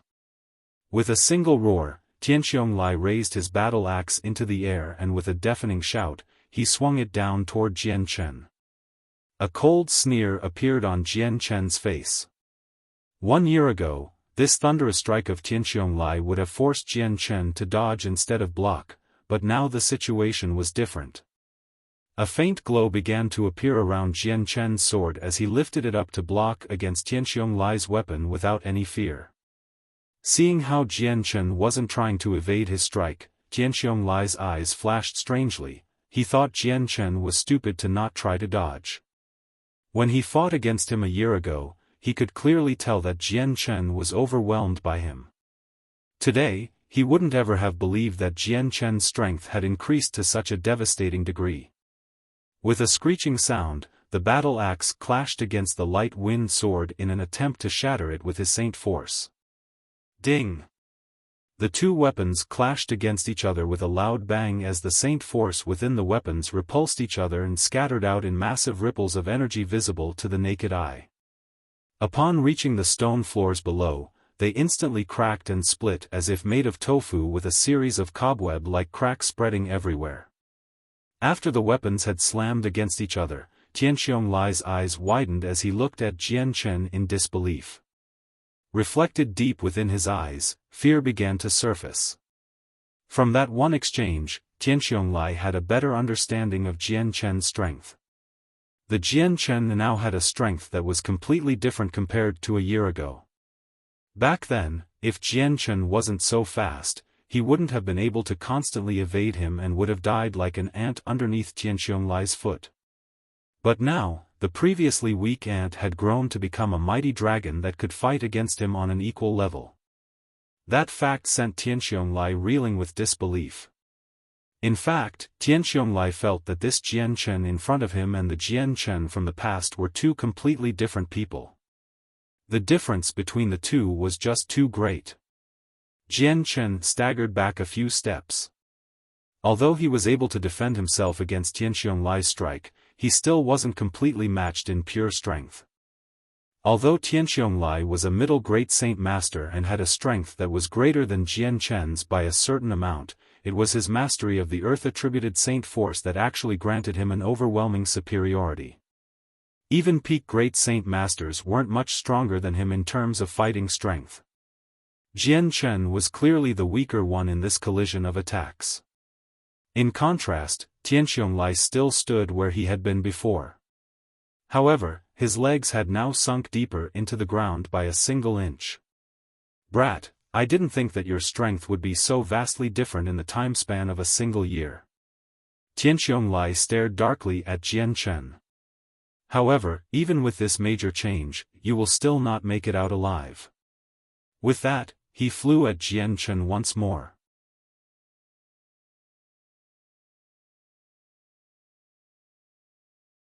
Chapter 224, Destruction of the Tianxiong Clan, 5. Jian Chen's sword arm flew toward Tianxiong Lai with an intense amount of sword qi flowing all around his light wind sword.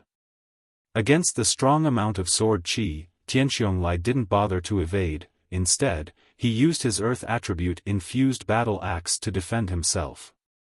As Jian Chen slashed downward with his sword qi-infused sword, Tianxiong Lai's body suddenly shook as his sword received the impact. After that, Jian Chen's body flickered away from view and then reappeared behind him. "You are seeking death." Seeing Jian Chen rush at him from behind, Tianxiong Lai's eyes flashed dangerously once more as his battle axe exploded with saint force and he swung it.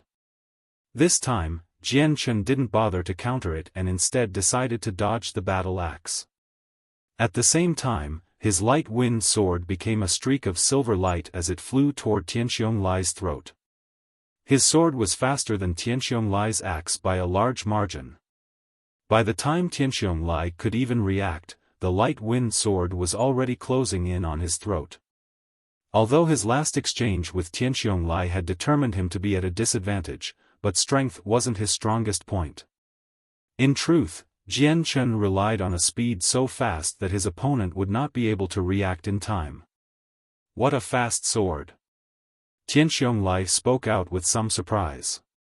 However, he was a veteran of hundreds of battles. Quickly a large amount of earth saint force overflowed and encased his body. By the time Jian Chen's light wind sword had struck Tianxiong Lai, his earth saint force had already fully formed around his body like a defensive armor. The sword shook from the impact slightly before stopping in place. In the next moment, the intense amount of sword qi from the light wind sword shot forward and pierced through the defenses of the earth saint force and continued on toward Tianxiong Lai's throat. Because of this moment of delay, Tianxiong Lai could safely retreat backward before hurriedly slamming his battle axe down onto the sword. With a turn of his wrist, the light wind sword instantly struck out another 3 times. Each sword stroke accurately stabbed against the same position on the axe. When the 3 strokes overlapped with each other, it caused the battle axe to be repelled backward because of the multiplied force. Tianxiong Lai held onto his battle axe with both hands in disbelief. When Jian Chen had stabbed at his battle axe 3 times, the amount of force behind it was strong enough for the vibrations to completely paralyze his arms for a moment. Is this person in front of me really the same Jian Chen as the one from a year ago? Tianxiong Lai asked himself. His strength had improved far too much in a single year for him to believe. The moment Tianxiong Lai had that thought, another streak of white light arced toward him once more. By the time Tianxiong Lai regained his bearings, the sword was once again near his throat and had already started to cut into it. The sword drew a look of pain on his face as some blood began to drip down his neck. At this stage between life and death, Tianxiong Lai had an alarmed face as he immediately turned his face away so that his neck would not be completely speared through. Whoosh! Just as Tianxiong Lai dodged the blow, a cold gust of wind blew past him accompanied with the slight stinging sensation on his neck. The light wind sword's blade barely nicked his neck with the sharp layer of sword qi that enveloped the sword. Despite the sword nicking Tianxiong Lai's neck, it only sliced through the topmost layer of his skin. If he had reacted just 1/2 second slower, he would have been struck through the neck and his life would have been claimed by the light wind sword. Tianxiong Lai flew backward with a cry as his earth saint force surged out of his body once more. As it enveloped his body, his hand reached out to touch his neck subconsciously. Looking down, he saw that his hand was already nearly completely wet with blood. A bone-chilling air descended upon Tianxiong Lai as his face paled. Jian Chen's strength had already far surpassed what he had initially estimated it to be. At this moment, Tianxiong Lai couldn't help but be skeptical. With his own strength, would he really be able to avenge the murder of his own son? "Everyone, please lend me your strength." Tianxiong Lai barked out without hesitation toward the group of people watching him. Upon hearing Tianxiong Lai's plea, the few people that he had initially invited hesitated for a moment before throwing themselves at Jian Chen to stop him. Whoever dares to start trouble with our Tianxiong clan is surely too impatient for death. At that moment, another voice called out from behind the Tianqiong clan's courtyard. As everyone turned around to look, the shadow of a person quickly flew over and landed right in the midst of Jian Chen and the incoming barrage of people. This man looked to be around 40 years old and wore a white robe made of expensive materials while looking very similar to Tianqiong Lai.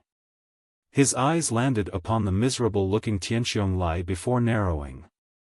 Quickly stepping to reach his brother's side, he asked him, "Big brother, are you hurt?" This was the brother of Tianqiong Lai, Tianqiong Daoyun. Tianqiong Lai nodded his head slowly. "I'm fine," he whispered. Tianqiong Daoyun whipped his head up to look at Jian Chen with eyes that could ignite anything caught in his glance on fire.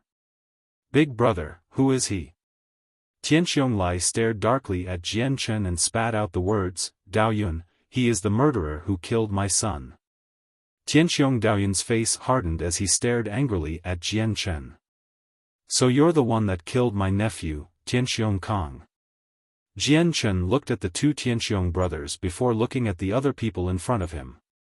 There were a total of 7 other men. Aside from 2 elders, there were also 5 other middle-aged men who all exuded presences that Jian Chen could feel.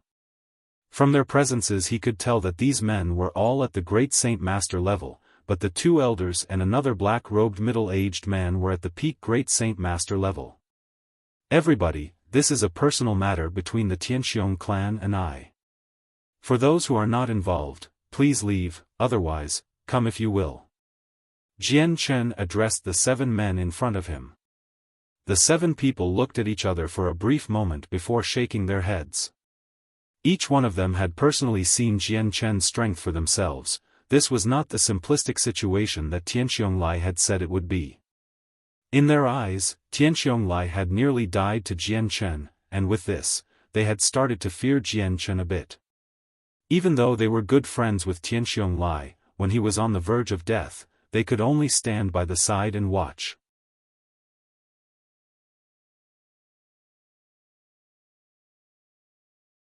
Chapter 225, The Death of Tianqiong Lai. Seeing the 7 people stay silent, Jian Chen smiled coldly. "So it's like that? Then don't blame me for being impolite." With that, his arm shook in place as the light wind sword was immediately engulfed in a large amount of sword qi. The 7 men's face hardened as they threw away their hesitation and brought out their saint weapons. Jian Chen's sword was extremely fast and flew out at such a high frequency that the 7 men were not only at a disadvantage, but they were also completely overwhelmed. The sword qi weaved in and out of the area as the light wind sword stabbed into the throats of several Tianqiong clansmen guards. Various saint weapons pulsed outward with their inner saint force, crashing and shattering apart the slabs of rock underneath and filling the air with the sounds clashing. In a short moment, Jian Chen and the 7 other men had already exchanged a series of blows. The 7 men's faces were all unnaturally serious, even though they had already known how fast Jian Chen's sword was. Now that they were personally up against it, the profoundness of his ability with his sword was all too terrifying for them to comprehend clearly. In this small moment, there were already 2 men who were injured. If it were not for the men by their side quickly pulling them out of the way or attempting to block Jian Chen, then he would have left devastating blows and the men wouldn't have a life to fight back with. Seeing Jian Chen fight furiously against the 7 men, Tianqiong Lai and Tianqiong Daoyun didn't waste a moment and instantly joined the group to fight against Jian Chen to make it a total of 9 great saint masters against 1. From farther away, the few remaining guards stood still as they watched the fight seriously. With 10 great saint masters fighting in the same battle, 9 of them versus 1. In fact, it was a sight that left them thunderstruck. Especially since the fight was happening in such a remote city like Wake City and each fighter slashing out at another with a large amount of saint force, everyone couldn't help but be slack-jawed. Jian Chen's body disappeared in a blur of white as he instantly dodged to the side to avoid a blow before retaliating with his own sword that flew at the 9 instantly. Ding! The sounds of saint weapons crashing against each other could be heard as Jian Chen held his light wind sword against the others. At this moment, A cold wind could be heard from behind before a biting cold wind pressed against Jian Chen's shoulder tightly as a yellow-colored Saint Force-infused battle axe swung down on it. Suddenly, just as the battle axe began to emit more Earth Saint Force down onto the battle axe, in a split second, Jian Chen's body flickered away and reappeared a step further away and dodged the giant axe just in the nick of time. At the same time, Jian Chen's body suddenly turned as his light wind sword began to emit an amazing amount of sword chi and flew at the battle axe like a viper. Tianxiong had a serious look on his face as he observed the light wind sword. He had already experienced the lightning-quick draw of Jian Chen's sword once before and was thus prepared against it this time. Upon seeing the protective shield of the Earth Saint Force wrapping up around his own upper body, he tilted his head and moved to the side while bringing his battle axe around to swing at Jian Chen from a different angle. The first blow had looked to be extremely dangerous, but Tianxiong had actually held back his strength. Otherwise, he wouldn't have been able to draw back his weapon and change its trajectory so easily. Jian Chen snorted as he looked at the next attack from Tianxiong with disdain. His eyes betrayed the killing intent in them as he changed the path of his stab so that it would follow Tianxiong movements. Even more amazing was that the speed had even multiplied 3 times over. Seeing the change in momentum of the sword, Tianxiong face turned pale with shock. In a moment, he had realized that he wouldn't be able to shake off the sword. The incredibly sharp point of the light wind sword met against the Earth Saint Force armor around his body. It only momentarily stopped before the defense, well known for being the strongest defensive attribute, was instantly shattered. In an instant, the light wind sword regained its lost momentum and flew at his throat, shaving away his defenses like a hot knife through butter. Suddenly, just as Tianxiong was on the verge of death, a bench-shaped sword dropped down heavily on the light wind sword, instantly forcing the path of it to deviate from its original target. A few strands of hair floated gently in the air as people saw that a part of Tianxiong long beard had been cut, but that was a small price to pay for his life. Tianxiong forehead was full of sweat now. If it were not for that sword, he wouldn't have been able to stand there alive and breathing. Not only was Jian Chen's sword extremely fast, but it was extremely agile to a degree that Tianxiong had not expected. Then, the other 7 had finally caught a good chance to kill Jian Chen. Joining together at once to kill him, 8 saint weapons all flew toward Jian Chen all at the same time and all from different angles. The large amount of Saint Force acted almost as if it was a web of pressure that shackled Jian Chen within and sealed off any possible way of escape. With a snort, Jian Chen shook his arm that held the light wind sword and instantly struck out with it toward the direction Tianxiong was at. In the perspective of the other 7 who were attacking him, it was as if he disappeared from their vision. Against Jian Chen's entire strength, the opposition of great saint masters could only defend themselves against 3 sword strokes with confidence. After his light wind sword had pressured them to retreat backward, Jian Chen made another movement and instantly propelled himself forward toward Tianxiong like a bullet. Following the sound of air being displaced, Jian Chen's body catapulted forward as 6 saint weapons tried to attack him from behind while another saint weapon tried to cut into Jian Chen's shoulder. After being saved from a critical moment, Tianxiong did not think he would be in danger again so soon.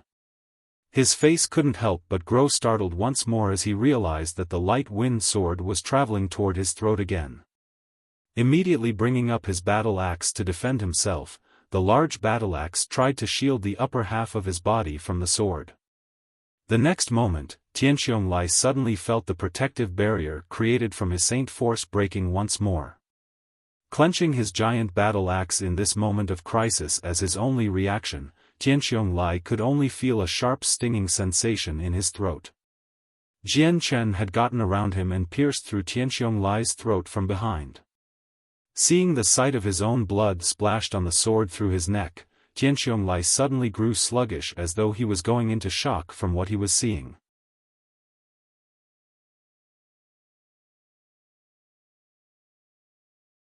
Chapter 226, Deterrence. Tianxiong had a look of utter shock on his face. Not even in his wildest of dreams could he imagine that the weak Aunt Jianchen from 1 year ago would go through such a drastic change in strength. An even more inconceivable thing was to think about himself dying at the hands of Jianchen. Originally, when he had first heard about how a youth named Jianchen had eradicated the Zhou clan, Tianxiong Lai's first thought was of the youth that had murdered his son Tianxiong Kong from 1 year ago. He had thought that Jianchen had gotten help killing the Zhou clan. But even thinking about how Jianchen could kill the Zhou clan who was weaker than the Tianxiong clan was still inconceivable to Tianxiong Lai. Yet this still wasn't enough to worry him because the Tianxiong clan's strength was far higher. If he were to invite a few strong people to unite with him, then he would be a paragon of power within Wake City. Tianxiong Lai invited a few good friends and even united with 2 other men of considerable power in different clans to deal with the help that Jianchen would bring, or at the very least that he ensure wouldn't run away. After all, Jianchen hadn't even been able to handle a few blows from him a year ago, so today was the day that Tianxiong Lai had thought he would finally avenge his son's death. It was really unbelievable to see such a drastic transformation of Jianchen when compared to the Jianchen of the past who could only ambush people and run away due to his weak strength. In the time span of a single year, Jianchen's new strength had turned the heavens on its head and transformed the weakling into a strong expert capable of killing an entire clan or 2. Tianxiong Lai's head had instantly come up with these thoughts, but even at that moment, he had felt that whatever was happening right in front of his eyes was nothing more than a dream. He had been a great Saint Master, his brother was a great Saint Master, and even the other 7 he was with were all great Saint Masters, but they weren't even able to kill or even capture Jianchen. How could this be anything but a nightmare? The life force within his body was already beginning to spill out as Tianxiong Lai remained speechless. Slowly, his unwilling face began to fall toward the ground. Tianxiong Daoyun and the other 7 men all stared at the collapsed Tianxiong Lai with a looks of utter disbelief. Even the 100 clansmen and guards surrounding the fight all looked slowly at Jianchen before looking back to Tianxiong Lai without a single word. The leader of Wake City's number 1 clan, a great Saint Master with an Earth attribute Saint Force, Tianxiong Lai, had fallen. Big brother, suddenly, a cry of anguish came out from Tianxiong Daoyun. With a face full of grief, he swung into action and charged at Jianchen ready to slice him in 2. Seeing the explosive reaction from him, Jianchen's eyes narrowed. The light wind sword became a flurry of sword illusions as it struck at Tianxiong Daoyun's sword.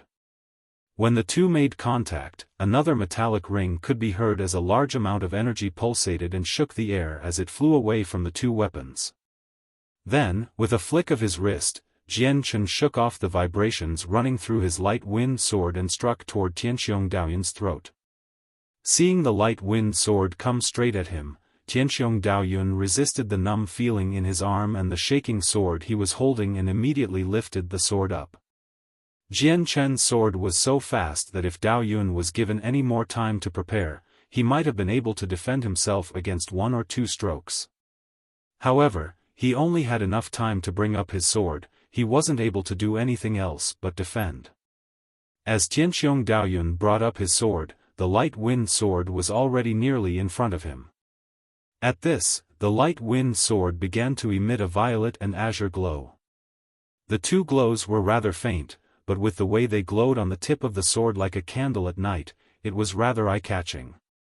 Just as the tip of the light wind sword made contact with the broad side of Tianxiong Daoyun's sword, so too did the faint azure and violet glows.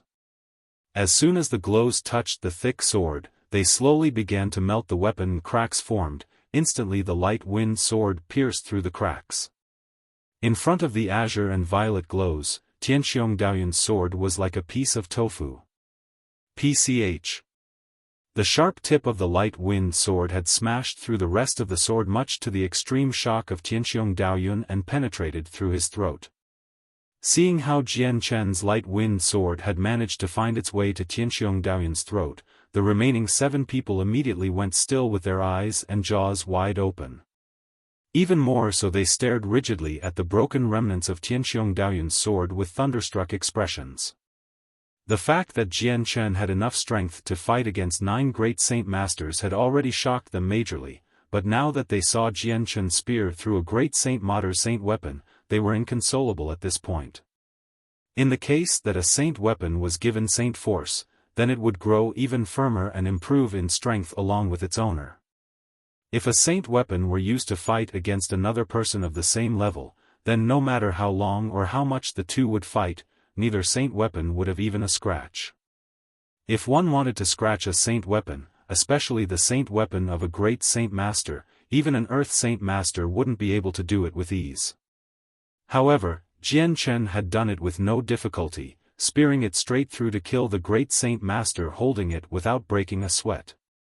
With a feat like this, the 7 great saint masters couldn't help but suspect that Jian Chen was secretly an expert at the heaven saint master level. Tianxiong Daoyun's face was filled with shock as he looked at the sword in his throat. As his body began to shut down and resign itself to death, Tianxiong Daoyun couldn't help but think to himself one last spiraling question: just how did Jian Chen stab through his saint weapon? Even though the question was on his mind, with a sword through his throat, Tianxiong Daoyun couldn't ask it. In the end he could only think about the question to himself as he slowly fell to the ground with his eyes staring vacantly up toward the sky never to close again. Afterward, Jian Chen turned to look at the other 7 with a strong amount of pure unhidden killing intent. The light wind sword began to glow silver as it pumped out even more sword chi as if responding to Jian Chen's killing aura. The other 7 men could clearly sense Jian Chen's intent on killing them with pale faces. If Jian Chen was only just able to kill Tianxiong Lai, they would be shocked, but the method on how he did it had completely terrified them to a dizzying amount. You're tuning in to the Xiaofan's Wuxia Tales YouTube channel. Don't forget to subscribe and join us on this journey to catch the most captivating stories.